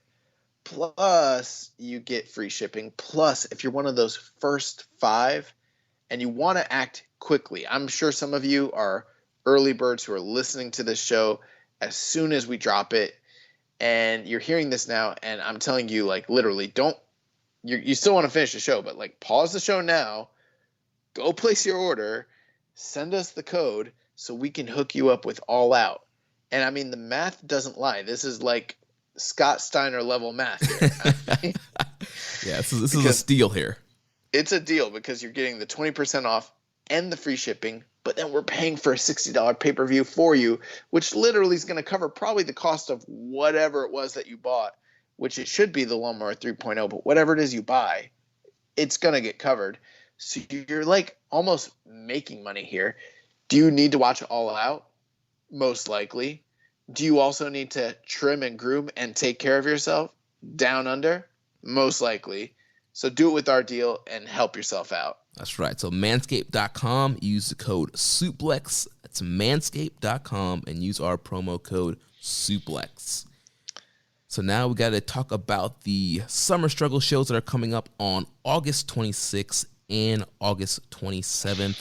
So on August 26th is when we will have the KOPW tournament. Before we get to those matches, we do have a couple other matches on the card. So the 26th show is going to open up with Gabriel Kidd, Yota Tsuji, and Yuya Mura taking on the Chaos team of Hiroki Goto, Tomohiro Ishii, and Yoshihashi. So I think there will which happen to be the 6-man tag team champions as well. Yeah, that's right. The new Never 6-man champ. So they're getting a little test here against these young lions here. I'm sure we're going to see some of that story continuing. What a test. Get the story continuing with Kidd, Tsuji, and Yumura not being able to work together. Yeah, man. I'm just telling you right now, Gabriel Kidd's going to roll up Tomohiro Ishii, and we're going to get our first contenders for these titles right here. Yeah, I don't think that's happening, young boy. So that's a nice little opener. The second match of the night, we got the Golden Aces teaming up with Tenzan and Master Wato to take on the Suzuki-gun team of Doki, Taichi, Kanemaru, and Zack Sabre Jr. Yep, should be a fun little matchup here. Also, we're previewing the tag title match here, Golden Aces Dangerous Techers, and also a preview of Wato versus Kanemaru. But I think the majority of the night is going to be taken up and be dominated with most people's attention on the final 4 matches, which are the King of Pro Wrestling title tournament first round matches. Yep, so there was a press conference this morning on NJPW World where all the participants were there and announcing their stipulations. The voting is live for the Westerners on NJPW Global's Twitter account, and then on the Japanese New Japan account, they have the voting for those in Japan. So we had all the wrestlers making their stipulations, making the matches final. So the first matchup here, we have my boy Satoshi Kojima taking on El Desperado. And Kojima's stipulation was finisher only, so only the Lariat and the Pinche Loco could be used to win the matchup. And Desperado's stipulation is no finisher match, meaning if the Lariat or the Pinche Loco is used, it would cause a disqualification. There's so much I don't like about this. I don't like the idea of a quote-unquote finisher-only match because think about it. What if some shit actually happens that's not from the finisher that does end the match, and then you have to end the match? I'm not hoping for that sort of situation, but think about it. Okay? Someone gets choked unconscious, and then they're out, and then the person has them in a sleeper, right? Mm-hmm. And then the ref does the 3 arms gimmick, and they're still out. But the ref doesn't stop it because they can't win with that move. Now, you would say, sure, they probably should just let go and hit their finisher at that point. But what if they choose not to? What if they're sadistic? And what if they continue to hold on to it, continuing to cut off the blood to their brain? They could literally murder the person and then hit them with the Pinche Loco or whatever, and then, I guess, win the match. But, like, that shit doesn't make sense. Or, like, what if they have a Sid-style accident and break their leg, right? But it's a finisher-only match. Or, like, what if they – I mean, these rules don't make sense. Are there still countouts? Are there still DQs? Like, could you get counted out or DQ'd in a finisher-only match? I don't think so. I think you can. I think you can only win. That's right, yeah. That's why I don't like this style of match. Like, I don't like when they're like, you can only win with your finisher. I also don't like when they say you can not win with your finisher.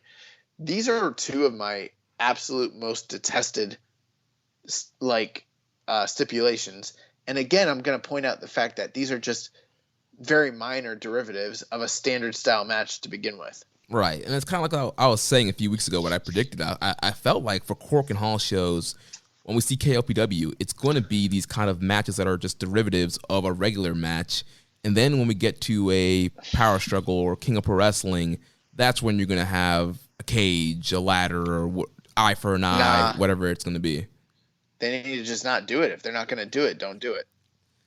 Yeah. They're not doing it. This is bullshit. Also, it doesn't make sense because Desperado was the one who was like pointing out how their finisher, like it seemed like he was the one who was going to go finishers only. Right. But then it flipped on its head. Like when did he change his mind? Like, yeah, I don't know. Yeah, that was all kind of jacked up there.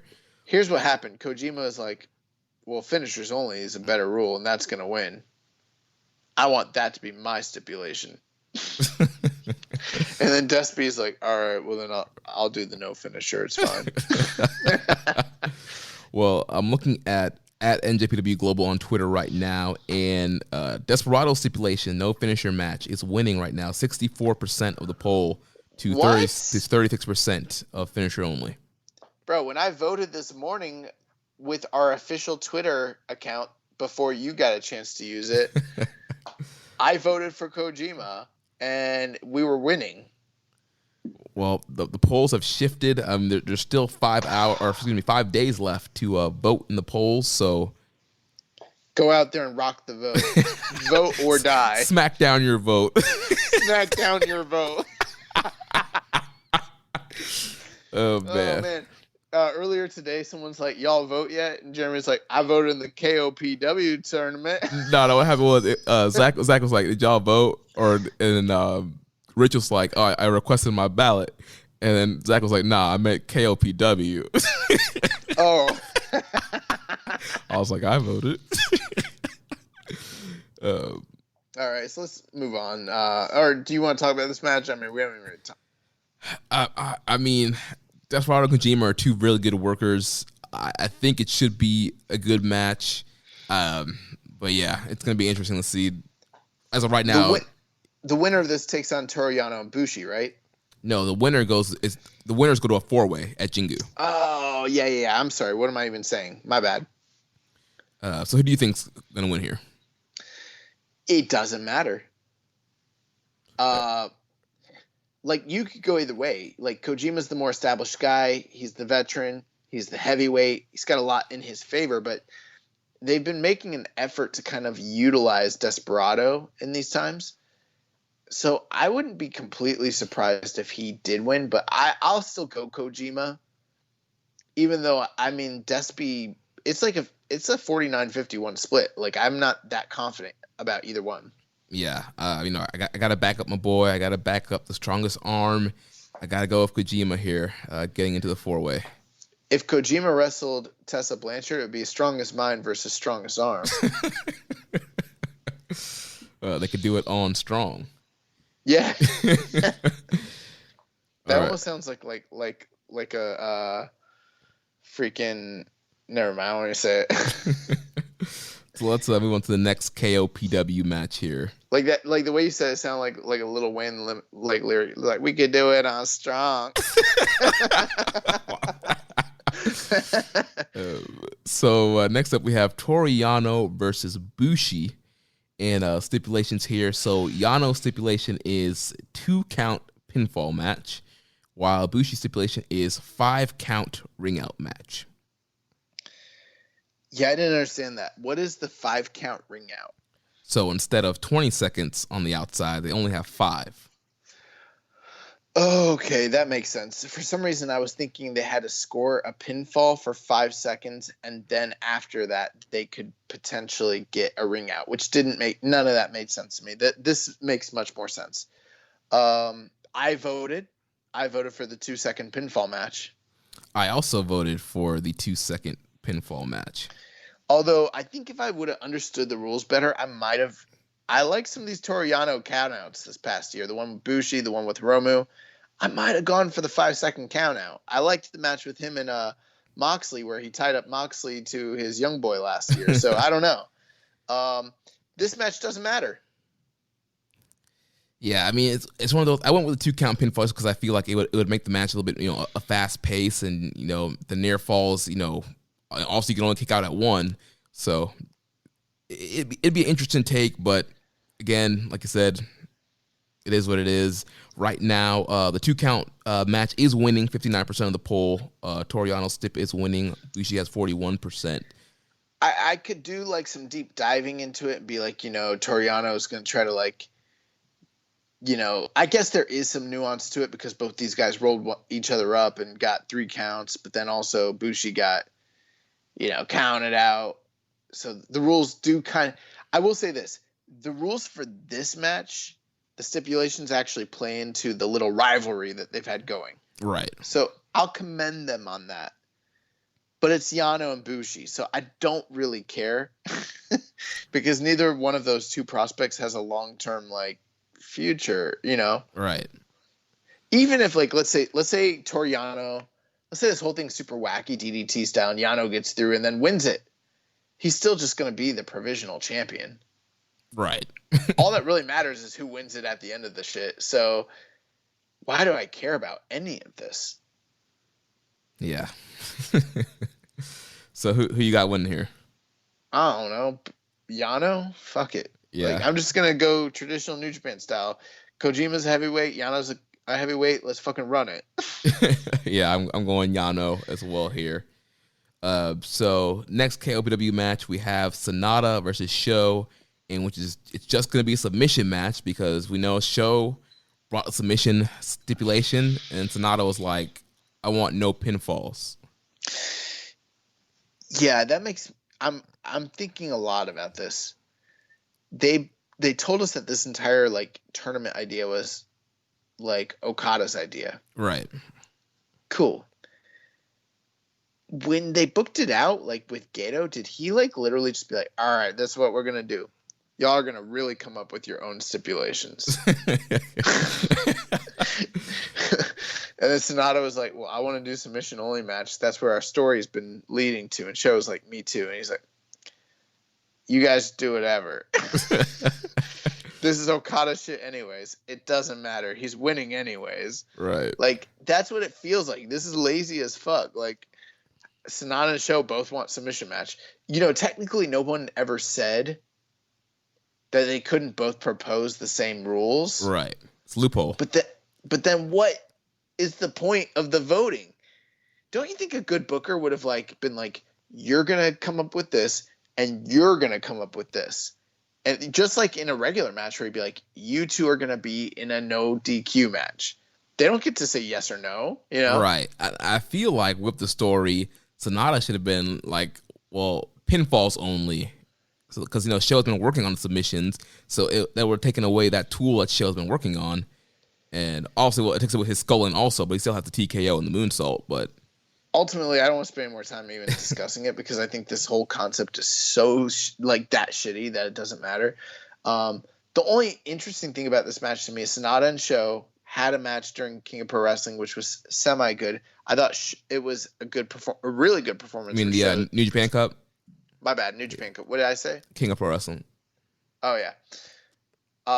So, I mean, it's kind of the return match, and Sho's been gunning for Sonata since that match occurred and he suffered that loss. So maybe Sho gets the upset here, but nothing about this really enticing to me at all. Yeah, I'm going to go with Sonata here. I just feel like with this, the four-way being on Jingu, I think you need something. You need Sonata in somewhat of a big match, so I think it makes more sense for Sonata just to end up winning here. I'm going to go with Sonata because I don't think Sho should be submitting a Sonata. But I will say this. I think it's highly unlikely that Desperado, Bushi, and Sho all actually lose. I'm kind of just like playing the safe card and just assuming it's all going to be heavyweights. Right. But I know realistically, especially right now where like weight classes kind of don't matter that much because of COVID, they're probably going to put over at least one of those guys. I feel like Desperado or Bushi are actually any three of them could happen. But I don't think realistically, I don't think all three of those guys are actually losing. Yeah, sure. One junior will get in.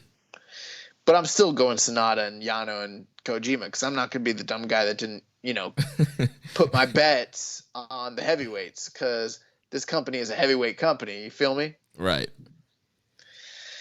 Also, none of these people are beating Sonata or beating Okada. So what does it matter? They should have just pulled the Eric Bischoff and just handed the belt to Bro, hand the fucking belt to him. It's his idea. Been like, all right, you want to do it? Here you go. Like, what the all right. Anyways. So the last KOPW match we have is Yujiro Takahashi versus Kazuchika Okada. And we talked about it last week. Okada stipulation, the 1-on-3 handicap match. So it would be Okada versus Yujiro, Jado, and Gato. And Yujiro stipulation is a lumberjack match where the lumberjacks would have leather belts and whip the opponents on the outside. Yujiro's lumberjacks would be Gato and Jado, and Okada's lumberjacks would be Toru Yano and Yoshihashi. No, bro. I don't want to see either of those matches. What the fuck? No. I kind of want Yujiro to win because Okada came up with this stupid bullshit. But, like, I know if Yujiro wins, then Okada's only going to come back with a vengeance later on to win the lineal no-belt provisional title. So, yeah, I don't really care. Obviously, like, I voted for the lumberjack match because I don't want to see a 3-on-1. But at the same time, like, it's kind of still the same thing if, like, we're going to see Okada on the outside selling for long periods of time while Gato and Jado whip him with leather. Sounds like someone's like fan fiction or some shit. Like it's not cool. Bro, this tournament can go get fucked. I hate this tournament. I hate this tournament so much. And I think a lot of people who are like, give it a chance and let's see how it goes. Now that this has come out, like, look at it on paper. You cannot. Is this the New Japan that you guys fell in love with? That you like go to bat for? That you're diehard for? Is this the same New Japan that you guys like? I hate this. Yeah, this is not looking good at all. I think the 4-way might end up being a good match depending on who gets in there, but maybe. But 4-ways kind of suck too. If you have the right guys in there, it could be good. But I don't like triple threats or 4-ways personally. Like the last time I liked a 4-way was like that icy 4-way with like Cesaro and Miz and those guys that were in it. I don't remember which one. You know which one I'm talking Yeah, about? I know what you're talking about. Yeah. Yeah. But, like, I don't really like him in general. Yeah. So, yeah, this is not going to be. And then when they win, what did they win? What, the 4-way? Yeah, what did they win? They win the provisional KOPW. Yeah, the lineal provisional KOPW title that doesn't have a belt. That's not a real title. And then they get to defend it for the rest of the year. This sucks. You know what this kind of reminds me of is the championship scramble matches that did like 06. Yeah, bro. It was like Spinky's a former champion. He's a provisional WWE champion. Yes, it's exactly what this is like. Spanky, the former provisional WWE champion. When What Culture or like some of those groups do like the greatest, WWE champion lists of all time, they got to include Spanky. If they don't include Spanky, then it's not real.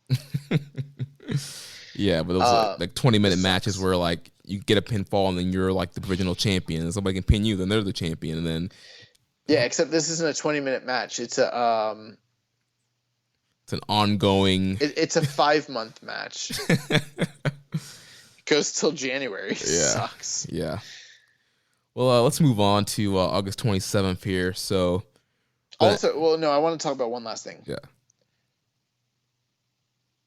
Is anybody but Okada winning this thing? Because, I mean, is there any 4-way? What 4-way sounds exciting to you? Because I'm like, let's just assume Okada's going through. Does Sonata, Kojima, and Yano sound enticing to you? Who the fuck came up with the contenders and the brackets for this thing? You know what I mean? Right. This doesn't sound good. The only reason we're doing this is because they don't want to put the IWGP title on Okada. And I didn't always think that, but now that I see this on paper, that's got to be the only reason why they actually did this. This is a fucking vanity project. Yeah, I just feel like, it's one of those things where like, all right, we're not going with Okada for right now, so we got to do something with him. And dude, Okada, you're like one of the greatest wrestlers of your generation. Be a man, just like other great wrestlers before you, and figure out something actually compelling to do when it's not your turn. Everyone else was able to do it. Bryan can figure it out. Flair could figure it out. Mizawa can figure it out. You could have done something better than this. This sucks. Yeah, not a fan of the KOPW. Tanahashi figures that shit out when he doesn't have the IWGP title. Like, what the fuck?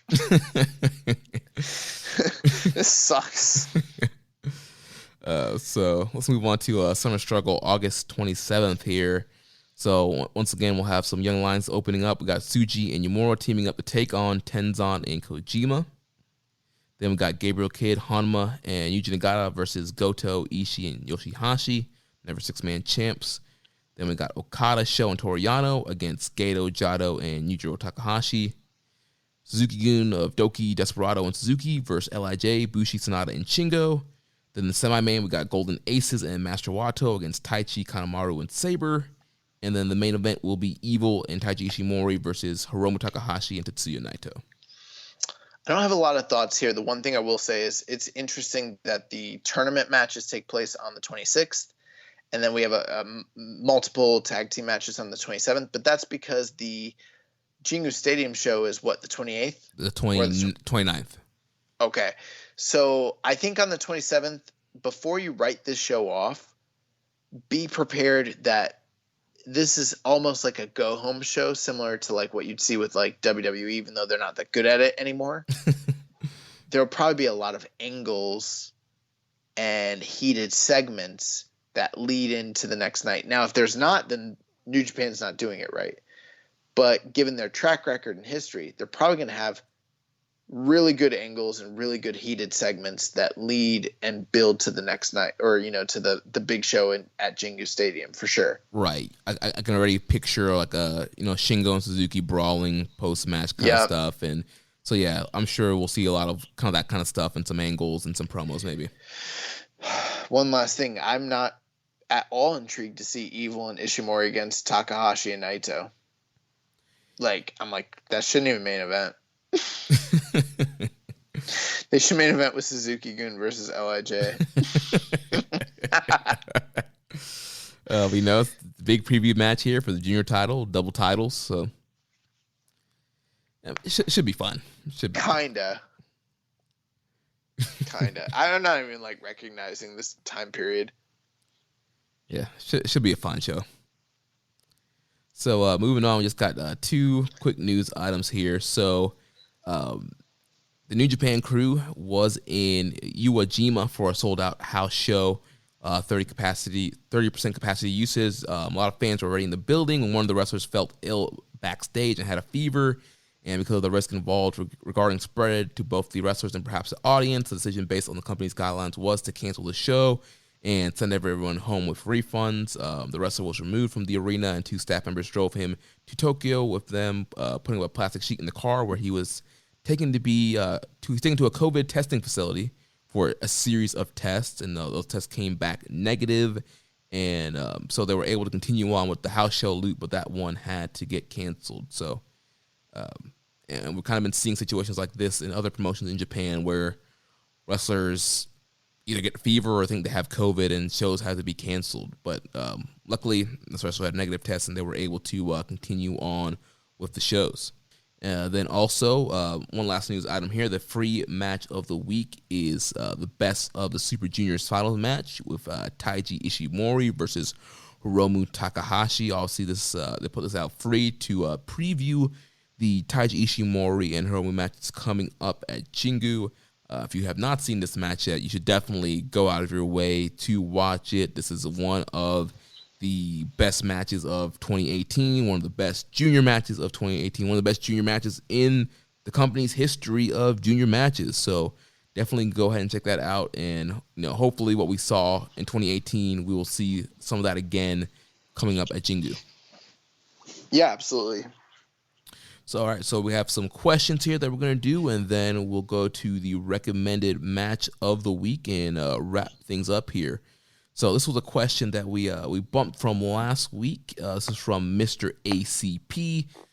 He said, let's assume the roster in Japan currently is all that's available to fill out the 2020 G1. I don't think that'll actually be the case, but we'll pretend. What's the best 20-man tournament you guys can come up with while still being realistic, so you can't leave Evil off in favor for Doki? Bonus points if you designate who goes to which block. Oh, man. I just want to say there's no universe where either myself or Jeremy would leave Evil out of G1. We're, if nothing else, at least fair. Right. I mean, man's in the G1 every year. Right. And last year he got like 8 or 10 points. So, I mean, him being on top of the block is nothing new. Him being in G1 is nothing new. And as much as I'm starting to, be won over by Doki, I would not throw Doki into the G1. Okay, so I mean, do you want to do this conjointly? Because I didn't prepare something, or did you already prepare something? So I did prepare something, and I have my blocks split out. Oh my god! All right. All right. So here's my A block. I have Switchblade Jay White, Shingo Takagi, Evil, Hiroshi Tanahashi, Sonata, Zack Sabre Jr., Tetsuya Naito, Yujiro Takahashi, Will Ospreay, and Toru Yano. That's my A block. Then moving on to my B block, I have Kazuchika Okada, Kota Ibushi, Minoru Suzuki, Hiroki Goto, Taichi, Satoshi Kojima, Yoshihashi, Hiromu Takahashi, Bad Luck Fale, and Sho. Okay. I mean, I didn't hear any names there that I necessarily disagreed with. Did you have Yujiro in there? I did. I haven't had him in the A block. Ooh. Far away from Okada. I made sure they were in separate blocks. Were there any junior names that you could have possibly put in there instead, or no? Instead of Yujiro? Yeah. Let's see. I mean, I put Hiromu and Sho already in there. So, yeah, I mean, juniors that could definitely go in this year, I think Sho and Hiromu are for sure. But I think that there's a good chance that Desperado will be in this. Yeah, you could throw Desperado in. Do you not have Desperado in your tournament? I do not. I'm a little surprised by that because I think he's a lock. Really?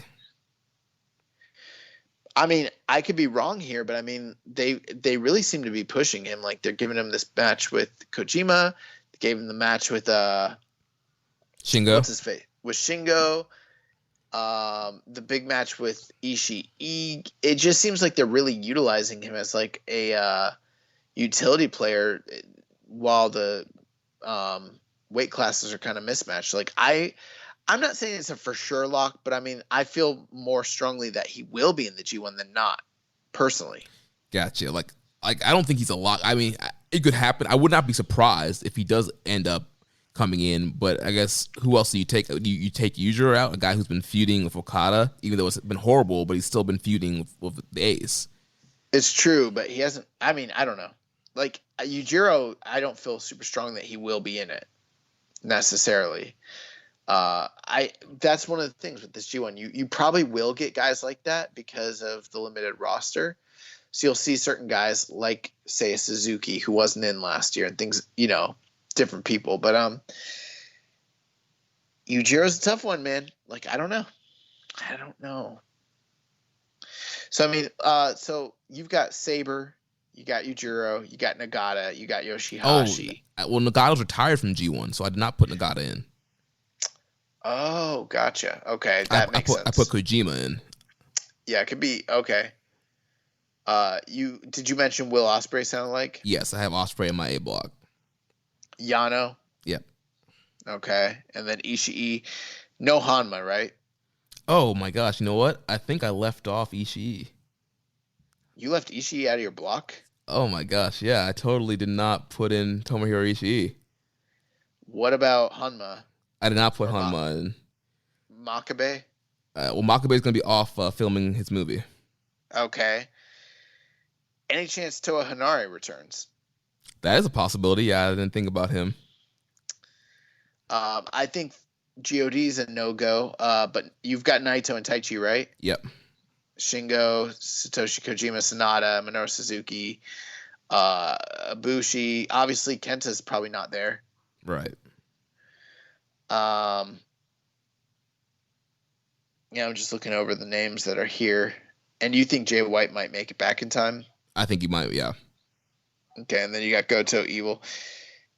Yeah, I mean, they've got this roster is deep enough to like still do a G1. I know, like at first when I saw the 10-man blocks, that didn't seem super feasible. But with them kind of doing one night each, not having to work the undercards and everything like that, plus if they need to throw a Bushi or a Desperado or a Hiromu in there from the juniors, they could easily do that. And they could, even if they need to, throw in Taguchi. Right. I'm not advocating for all of those things, but I'm just saying that's how deep this roster is. Like, the one thing I know for a fact, they're not going to include any outsiders here. Right. It's going to be all main New Japan guys. So I think your everything that you mentioned sounded great. I just noticed Ishii and Desperado kind of being notable. Yeah, I can't believe I left Ishii out. So I'm gonna bump Show and put Ishii in my B block. Taking Show. I think Show's gonna be in it. I think that these guys who are juniors, who kind of like stuck around and like did what they could during this time, they're going to get rewarded. Yeah, well, I think the questionable names that I have obviously are Jay White, Ospreay, and Bad Luck Fale are three names we don't know if they're going to be able to get to Japan, be able to quarantine, and kind of be ready for this tournament or not. So not 100% sure if those guys will be back or not. So we'll see about Fale. Right. So if those guys being out, I mean, definitely Show, Hiromu, Desperado would be three guys that could take their spots. Yeah, absolutely. Next question, a very interesting one here from the Reddit, from Reddit user AEZJ. He says, who do you think has the largest cock on the roster? What? What kind of question is that?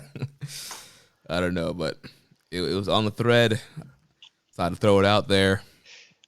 Yeah, I mean, I don't know. Jeremy, who do you think has the biggest penis? I have no idea.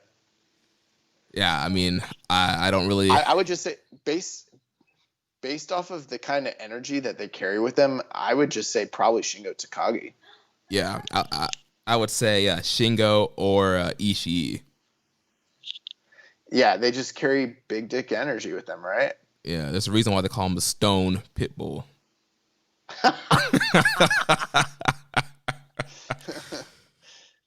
All right, so moving on here. Reddit user Grunty Dodds, he says, I'm worried that for once you guys won't be able to do a 3-hour show with only Strong to review. Here's a nice lengthy question to fill some time. Oh, jeez. A lot of very smart people are saying that the coronavirus is tied to the retirement of Jushin Thunder Liger on January 6th of this year. I didn't believe Hold on, before he continues, Jeremy, I think you've said this exact thing in the group messenger thread before, right? What, the Liger Corona thing? Yeah. Yeah. He says, I didn't believe it at first, but then I did my own research. The first case of COVID can be traced back to November 17th, 2019. On the 16th, Liger was in a tag match against none other than Dick Togo. Togo is best remembered for being in Kai in the WWF. The group is most remembered for trying to cut off Val Venus's genitals. What they didn't want you to know is that Kai was named after the first modern Japanese corporation.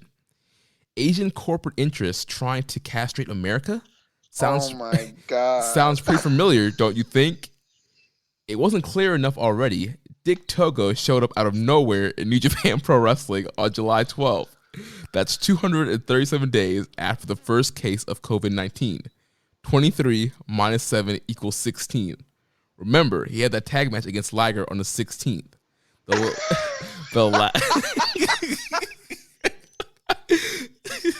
last day before COVID, Dick came to NJPW to help a guy named Evil cheat to win the title.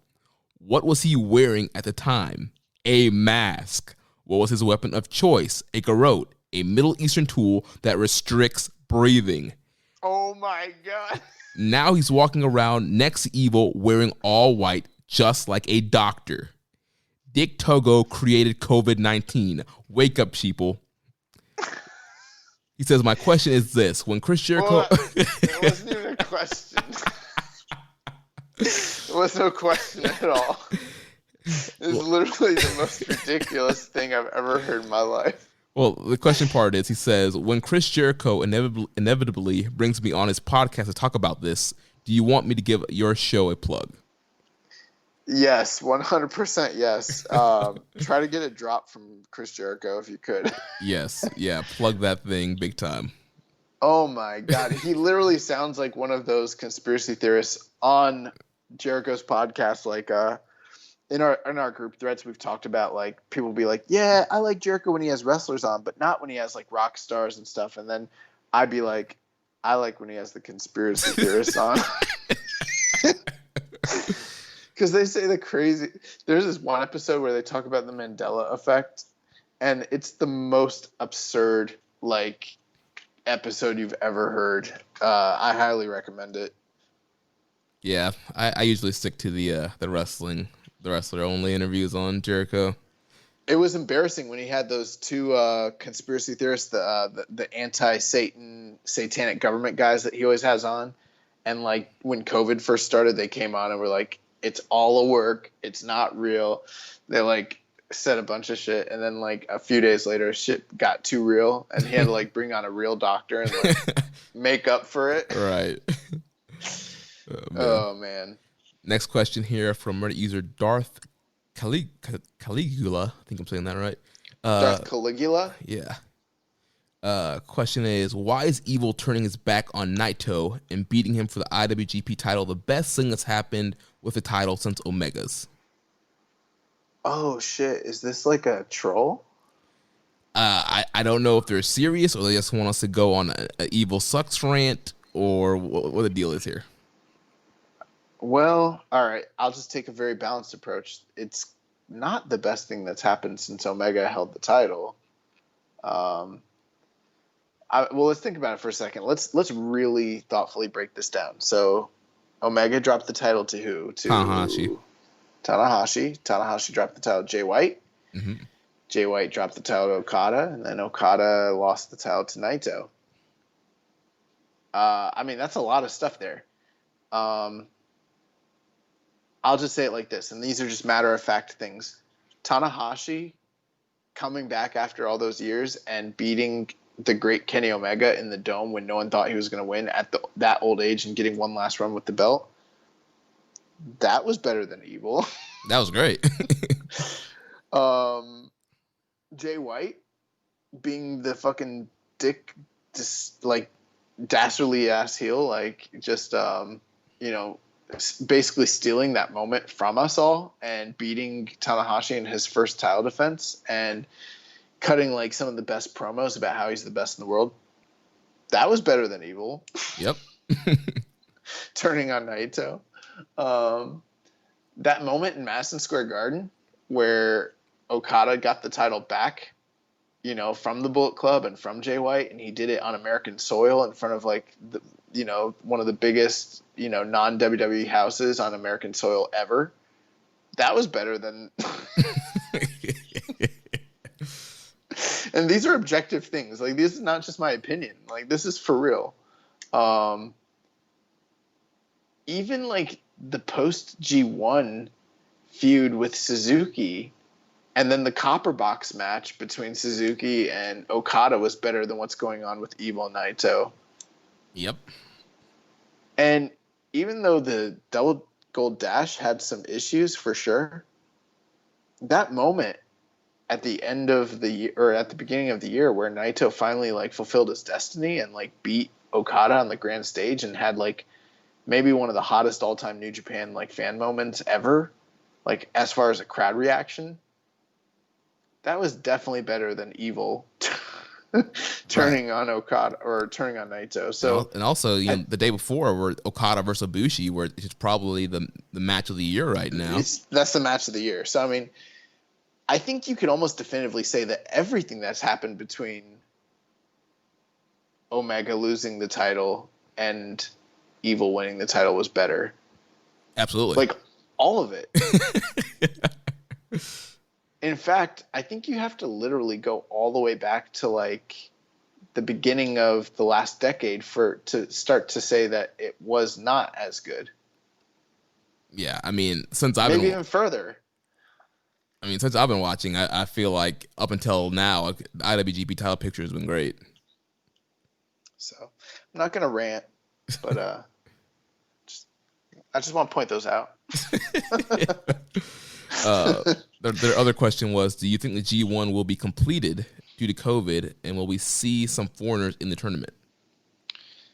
I think there's a high likelihood that at least Jay White and Will Ospreay will make it back in time for G1. I think they're high priorities anyways for that to happen. But I don't know of any other gaijin that might be there. I also think that there's a good chance, given the track record of what's been going on in Japan, that things outside of their control could definitely like cancel shows or knock things off schedule, which would be horrible. And I think they need to have contingency plans in place for if that happens. What happens if night 12 of their 19-night tournament gets canceled? Right, yeah, there definitely needs to have some kind of plan. Maybe they will have a plan, because we've seen this not only with New Japan. We saw with Stardom, they're in the middle of their G1, the Grand Prix, and they had to cancel one of their nights due to a COVID-related situation. And so, how are they handling it? So I'm not 100% sure. I'll have to double check with Dr. Joshi James and see kind of what the deal is. But I'm sure they're probably trying to find a way to make that date up, maybe. But yeah, I mean, we've seen times where people have been knocked out of tournaments or had to drop out for short periods of time, and they've had to book on the fly, and that always really changes things. But we've never seen what happens when an entire G1 event gets canceled, and what if that night was one of the more important nights, because it literally would have made the difference in the booking as far as the point total. So how do you rectify that?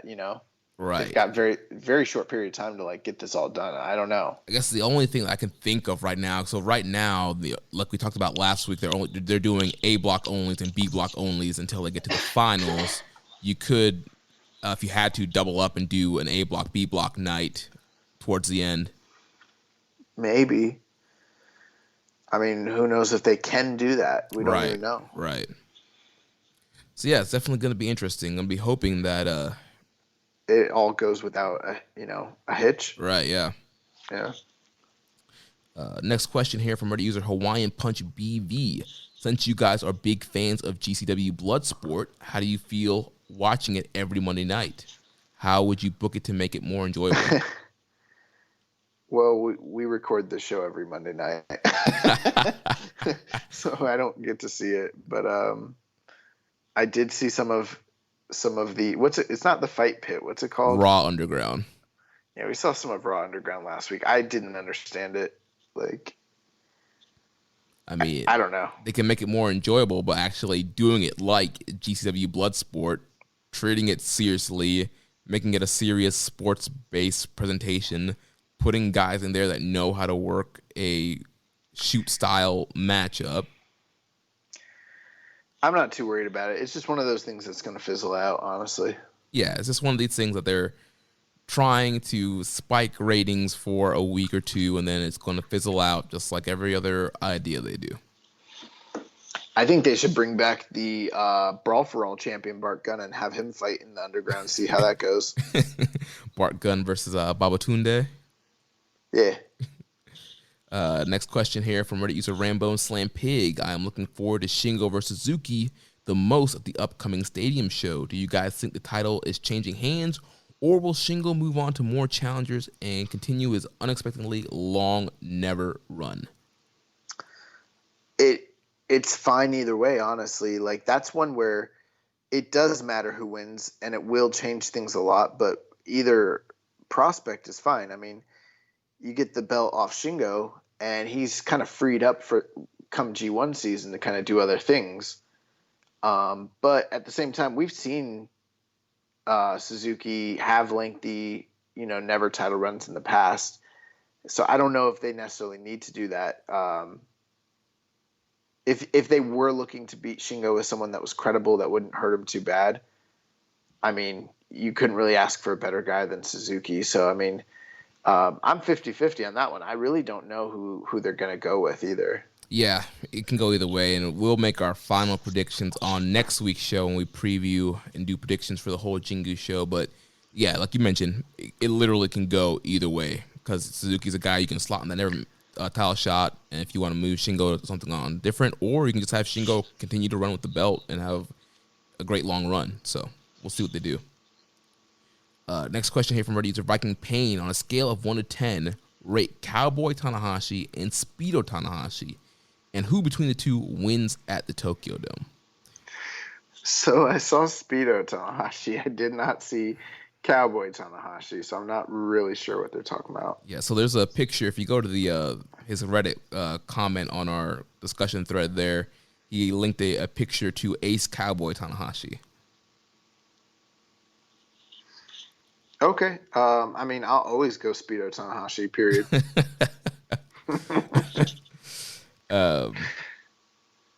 Yeah, it's a tough choice. I mean, it's two Tanahashis. I mean, what a world to live in. You know what? Screw it. I'll go Speedo Tanahashi, the man getting ripped, getting huge, vascular. He's huge. Look at him. Look at him. Well, if Tanahashi came to WWE and Vince had to give him like a nickname, what would he call him? He's the specimen. Just look at him. Look at those veins. Yeah, so who would win in a match between Speedo Tanahashi and Cowboy Tanahashi? Probably Cowboy Tanahashi, because I'm just assuming that he's got like a, Southern style kind of like brawler background, whereas Speedo Tanahashi kind of reminds me of like Naked Midian or like Meat from WWE. Like, it's just he doesn't have enough clothes on to like really form any sort of like effective offense. So like, I'm sure Cowboy Tanahashi is gonna hit him with like a Western lariat and fuck him up. Come out maybe here. Like the claw. Maybe brand him. Do the claw. Yeah, hit him with a Von Erich, world class claw. might spit some some dip juice on him after the match is over. Like Cowboy Tanahashi gives no fucks like at all. He comes out on a freaking horse to start his matches. What, some Hangman Page stuff? Yeah, but when the match is over, he hog ties the guys and then drags them down the aisles. It's crazy. Next question here from @SuperMastodon on Twitter. Besides the G1, I've always been looking forward to Best of Super Junior since becoming an active New Japan fan. No news yet if we're getting one, but if we were, who do you guys think is the best pick to win this year? Well, that's an interesting question. I will say this. I don't think we're getting a Super Juniors this year.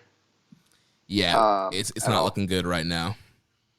I feel like we would have heard something by now, and it just seems like we're probably not getting one. If I were to guess who was the best bet to win a hypothetical one, I would have said Ishimori. But now I wouldn't because of Ishimori's getting booked on the big show against Hiromu, in the stadium. So I kind of have to look at like who's someone that they could either draw money with or potentially have lift the title off of Hiromu. And I don't know that there is anyone specifically like that. What about Show? Yeah, I guess you could go like those would be my two answers. Like Show and Desperado are like the two guys that are around that you could do it with. Right, because the hard thing is we wouldn't know if they would be able to get foreigners in and how the tournament would look like with what they have right now. So, yeah, I think, Show and Desperado would be the kind of the two best guys. I would go with Show. And the thing is, like, you've got Ishimori and him in this big match right now.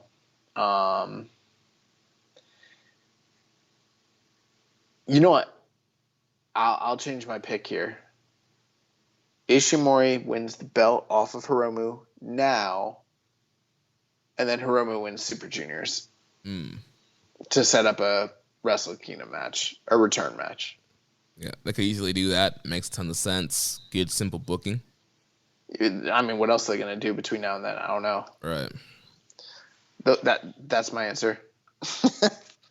Next question here from Ricky from the Ricky and Clive Wrestling Show right here on the Social Suplex Podcast Network. It says, outside of the Okada and Omega matches, which match would you recommend to someone who has never watched NJPW? Well, I have actually had to do this in the past. So whenever I'm showing someone who is unfamiliar with New Japan, the product, and I'm kind of trying to give them like a taste, as to what the product has to offer, I try to pick something that is hard-hitting, fast-paced, kind of an amalgamation of multiple styles. So my two go-to matches are Ricochet versus Will Ospreay from their first match from the Super Juniors in 2016. And then the other match would be Kenny Omega versus Kota Ibushi from the G1 Block Finals 2 years ago. Kota Ibushi versus, you said? Kenny Omega. What did I say? No, I didn't hear you. So yeah, I would like those two matches. I think are really good entry points into like I wouldn't show someone who's not a wrestling fan. I wouldn't show them Nakamura Ibushi. Right. Yeah, I think that's my personal opinion. That's definitely a qualifier here. Like they've never seen NJPW, but have they watched wrestling in general? If they've watched wrestling in general, then you can probably go a little bit deeper with them on some stuff. But if it's like completely new fan, never watched wrestling whatsoever, then yeah, I agree. Yeah, Ospreay and Ricochet is definitely one would show. If they are already a wrestling fan, I think I would show them Ospreay and Shingo from Best of Super Juniors. I think the reason I like Ibushi and Omega is because it's the blow off to a story. It kind of gives someone a taste for what the G1 is sort of like. Mm-hmm. And that match is really wild. It's got huge spots. It's got fast-paced action. It's very dangerous, hard-hitting. It's basically a junior match, but done for the heavyweights almost. Right. Like, that's kind of why I like that match in particular. It's not even really my favorite match or anything of that nature, but I just like I like to show that as sort of like I think it's a really good entry level match. Yeah, and if they're a wrestling fan, I think also Omega versus Jericho, because I'm sure they would be familiar with Jericho, and showing them that Wrestle Kingdom match would be good to show. Yeah, maybe showing them someone that they're familiar with, like a Chris Jericho. That's not a bad idea at all. Yeah. Yeah, that's a good call. Next questions here from the Maple Leaf Wrestling Podcast, History Podcast. Says, do you guys know why Terry Funk never worked for New Japan? Did he have heat with Inoki? I don't think I don't know the specifics. I don't think it was necessarily heat with Inoki. I think it was loyalty to Baba. He was a All Japan guy. He worked for Baba all those years, and then this is probably a better question for, say, like Brett from Bahu FMW World. Which shout out to those guys. They do the best FMW coverage out there. But like when he went to go work for Onita, that was even though it was completely counterculture to All Japan and kind of a competitor, Onita was still one of the sons of Baba, So there was kind of that connection there. I think like going to go work for New Japan would have been seen as a complete and total disrespect to All Japan. It's not the same thing as going to work for, say, IWA or Wing or FMW. But when you go to New Japan, it's like, oh shit, like we made Terry over here and he went and worked for Inoki. That was a big deal back then. So, and who knows, maybe there was talk. I don't know if there was ever any sort of discussion about him working New Japan. I've never heard of it. I mean, he was just always an All Japan guy. Like he was a huge, when I say huge, I mean like, I think Terry Funk is probably maybe the biggest, most popular gaijin ever in the history of All Japan. Even more than I would say. I wouldn't say he's as important in the long term as, say, Hansen was, but at their heights, nobody was bigger than Terry Funk. Sweet. In Japan, like I don't know if there's ever been a gaijin aside from maybe, say, the Destroyer that's been as popular as Terry Funk. Yeah, actually, there was the picture of Terry Funk recently on Twitter. Man's still kicking, man. Yeah, he's going strong. His second question was, why was it such a big deal for the British Bulldogs jumping ship from NJPW to AJPW? I mean, they were in the middle of a, talent war. There was a lot of people jumping at that time. Hansen jumped, Snuka jumped,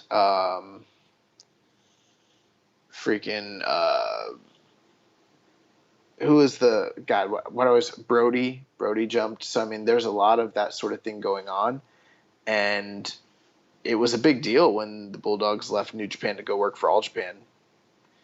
I mean, because they were seen as the top, tag team in the world outside of maybe, say, the Road Warriors, and they probably were actually the actual best tag team in the world when it came to in-ring. And Dynamite was a huge star over there, as was Davey Boy, and yeah, it was a big deal. Nice. I mean, I don't really have any much more insight into it other than you're in the middle of a war, and there was other guys jumping too. Riki Choshu took his entire Ishingun group to All Japan around the same time, which was a big deal. So I mean, it was sort of like the Monday Night Wars. You've got the two big, companies trying to put each other out, and I guess it would be the same question as be like, why was it a big deal when the Radicals left WCW to WWF? It just was. Right. Brand supremacy. Yeah, brand supremacy. Like they jumped. It's a big deal. Next question from Highest Fly Flow. Do you guys really see Evil losing the title? A part of me wants him to win because he really doesn't have anything else to hold him up. Jay White won and then immediately lost, but Jay is a much better talker and wrestler and was built to get there with wins over Kenny, Okada, and Tana. I mean, Evil could win. It's not impossible. It's just I really don't see them running any sort of major year-end dome show style show with Evil at the top, because I don't think that he's a proven draw. Even if he is quote unquote a draw right now, there's no way for them to know that for sure. And there's no way to bank or gamble on that. And so I don't think that they're going to have him be the G1 champion and then drop it short. Like, it's not their style to have the champion who goes in the G1 with the title drop it, shortly thereafter, especially with the accelerated timetable that we're on right now. And then the other thing too is just history has shown so many times often that a first-time IWGP champion doesn't hold it very long whatsoever. So it just makes a lot of sense that Naito would, like, if I'm their booking, I'm going to have Naito win. I'm going to have him defend it during the G1 so he doesn't have to win the G1. That takes that off the table. And then he's a proven commodity draw for the Tokyo Dome, whoever I want to run him against. So, like, I wouldn't run with Evil after this for that time period. Right, and plus you also kind of get this kind of big, kind of a feel-good moment of Naito winning in this big stadium show, the most fans that they would have had since they started running again, and yeah, I think it'd be a nice little kind of storybook ending there. Yep. So last question here from Kevin from DC. He says, a couple of weeks ago, NJPW released a massive playlist of entrance themes and pay-per-view event themes, and it's getting a lot of love from me in the gym, though it doesn't have classic bangers from departed wrestlers like Kushida, Nakamura, or Kenny Omega, as well as copyrighted songs like Maccabees. Do either of you have a personal favorite, either past or present? My personal choices would probably be Zack Sabre Jr.'s for wrestler and Best of the Super Juniors for event. Just wanted to get your thoughts on the matter. Oh, so he brought up a bunch of music, but then he wanted to know our favorite. Was he talking about music, or is he just talking about match? Like, I wasn't following. Favorite theme song? Oh, my favorite New Japan theme song? I don't know. I mean, I really like Riki Choshu's theme song, Power. Yeah. That one really slaps. But I mean, Naito's music's my favorite music. Yeah, I just feel like a lot of themes right now are really good. Like Naito's good. I love Hiroki Goto's theme. I mean, two that we don't get to hear anymore. Kenny Omega's music was incredible, as was Nakamura's music. Mm-hmm. Trying to think who else. Well, I like the old. I'm like kind of alone in this, but I like the old '80s sort of like techno funk, sort of like galactic sounding theme songs that they had back then. Like, so I like Inoki's old theme song. I like Fujinami's old music. I like Andre the Giant and Harley Race's old music, Dusty Rhodes, like the stuff that Hulk Hogan's music from Japan, like all that '80s stuff. They kind of sound similar to like what Tiger Mask's music is like now. Yeah, as far as events, I love like the Wrestle Kingdom music that we've been getting the last several years. That music's just iconic and just epic. Yeah, I don't know too much about event music, but I mean, I obviously I like the Wrestle Kingdom music. There's always Fantastic Mania too. Oh, yeah, but yeah, dude, I get hype off that fan. I don't know why those shows aren't that good. But that music just gets you hype, and the announcer, Caristego! Just get into it. Oh no! Fly out! I get hype listening to the Fantastic Mania. Well, that's going to do it for all the questions this week. So now we have the recommended match of the week. Last week, my pick was Kazuchika Okada versus Shinsuke Nakamura from G1 24 Finals. What do you think about this match? Yeah, it's been a very long time since I actually watched this match. One thing was just seeing the finals in the Cebu Dome. The atmosphere of the Cebu Dome is like incredible. I kind of forgot like how awesome that place was, And when I was watching it, I was like, man, they really need to run this auditorium again. Like 18,000, I think, is what I read was the attendance, which is pretty great. But yeah, I mean, the story here is so interesting because you've got the two quote unquote co-leaders of Chaos. I don't even know if Okada was really seen as a co-leader yet at that time, but they were both stable mates from Chaos. And you had the leader in Shinsuke Nakamura, who's in the middle of, I don't know if he still was the IC champion at that point, but he was in that era where he was regularly winning and holding the IC title. So he's in a very, very hot period of his career. And then you've got Okada, who's kind of like seen as the top star of the group, even though he's not like, he's sort of like the ace of the group, even if he's not the leader, you know? Mm-hmm.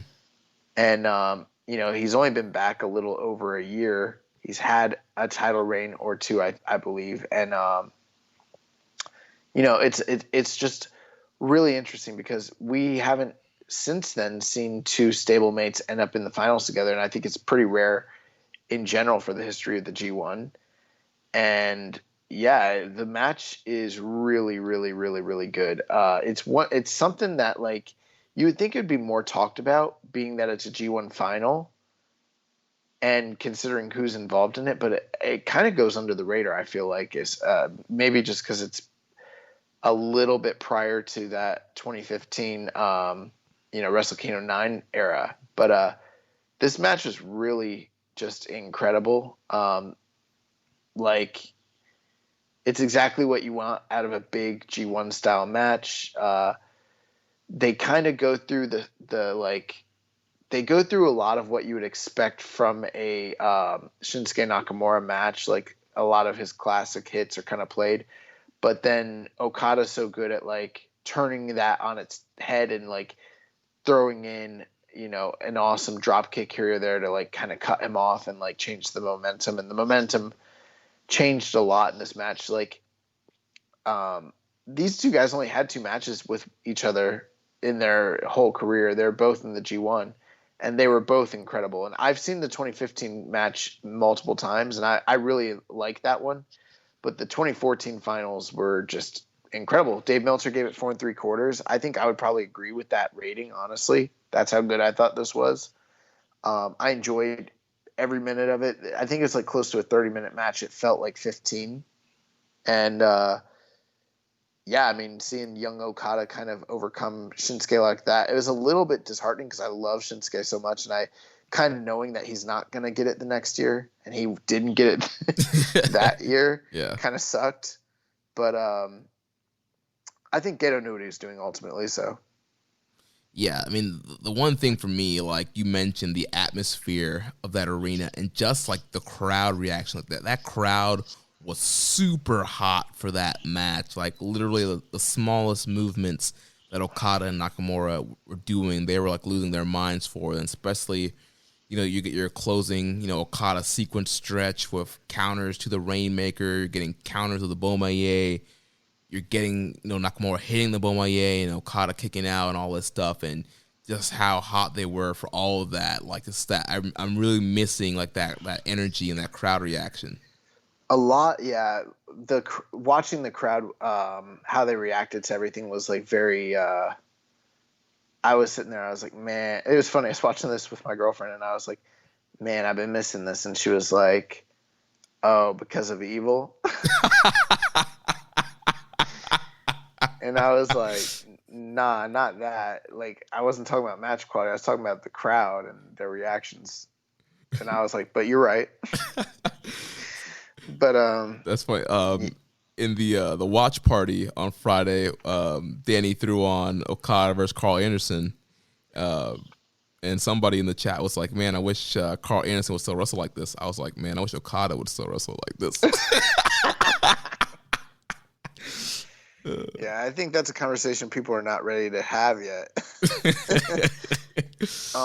But yeah, one thing about this match is like there's a lot of similarities in the structure and style of the match from what Okada and Tanahashi would do in their matches. It was almost like Nakamura borrowed from that template and then made it his own, you know? Yeah. but structurally it's very similar to the Okada Tanahashi matches, which is never a bad thing because, you know, you're talking about the greatest feud in the history of wrestling, maybe. Yeah. One of them. So yeah, overall good pick here.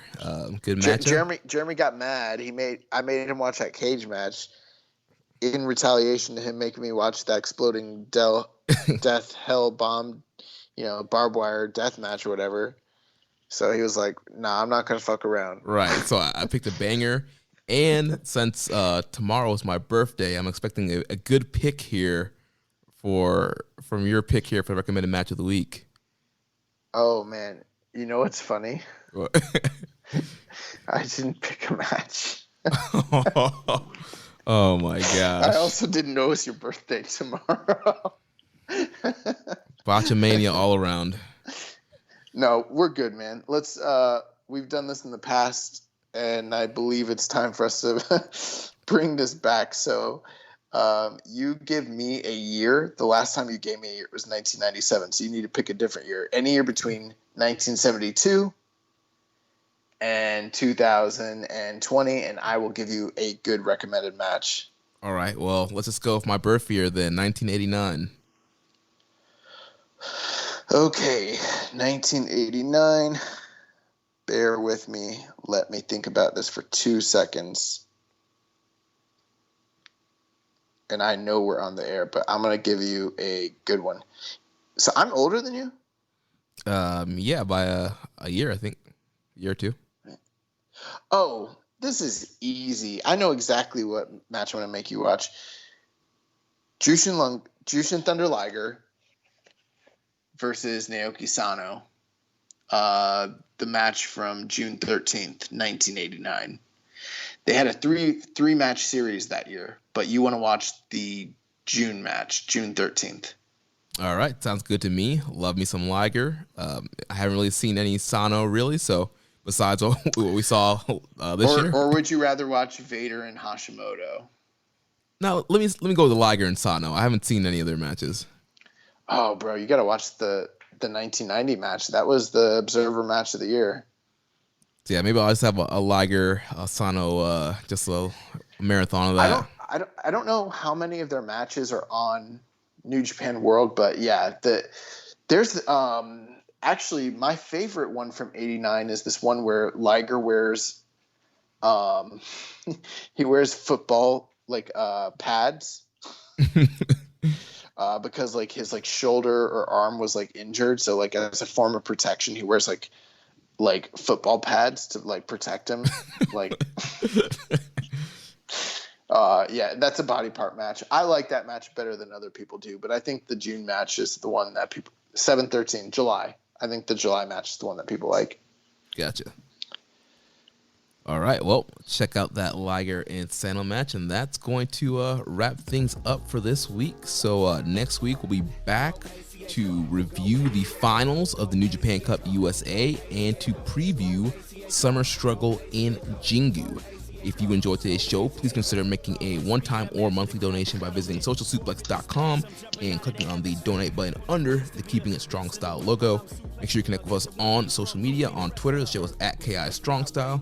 Follow me at Jeremy L. Donovan. Also follow us at Social Suplex. On Facebook, we are facebook.com/Social Suplex. You can join us in the Wrestling Squared Circle Facebook group, facebook.com/group/Wrestling Squared Circle. On Instagram, we're at Social Suplex. On Reddit, I'm the Pro Black Guy. Josh is Keeping It Strong Style.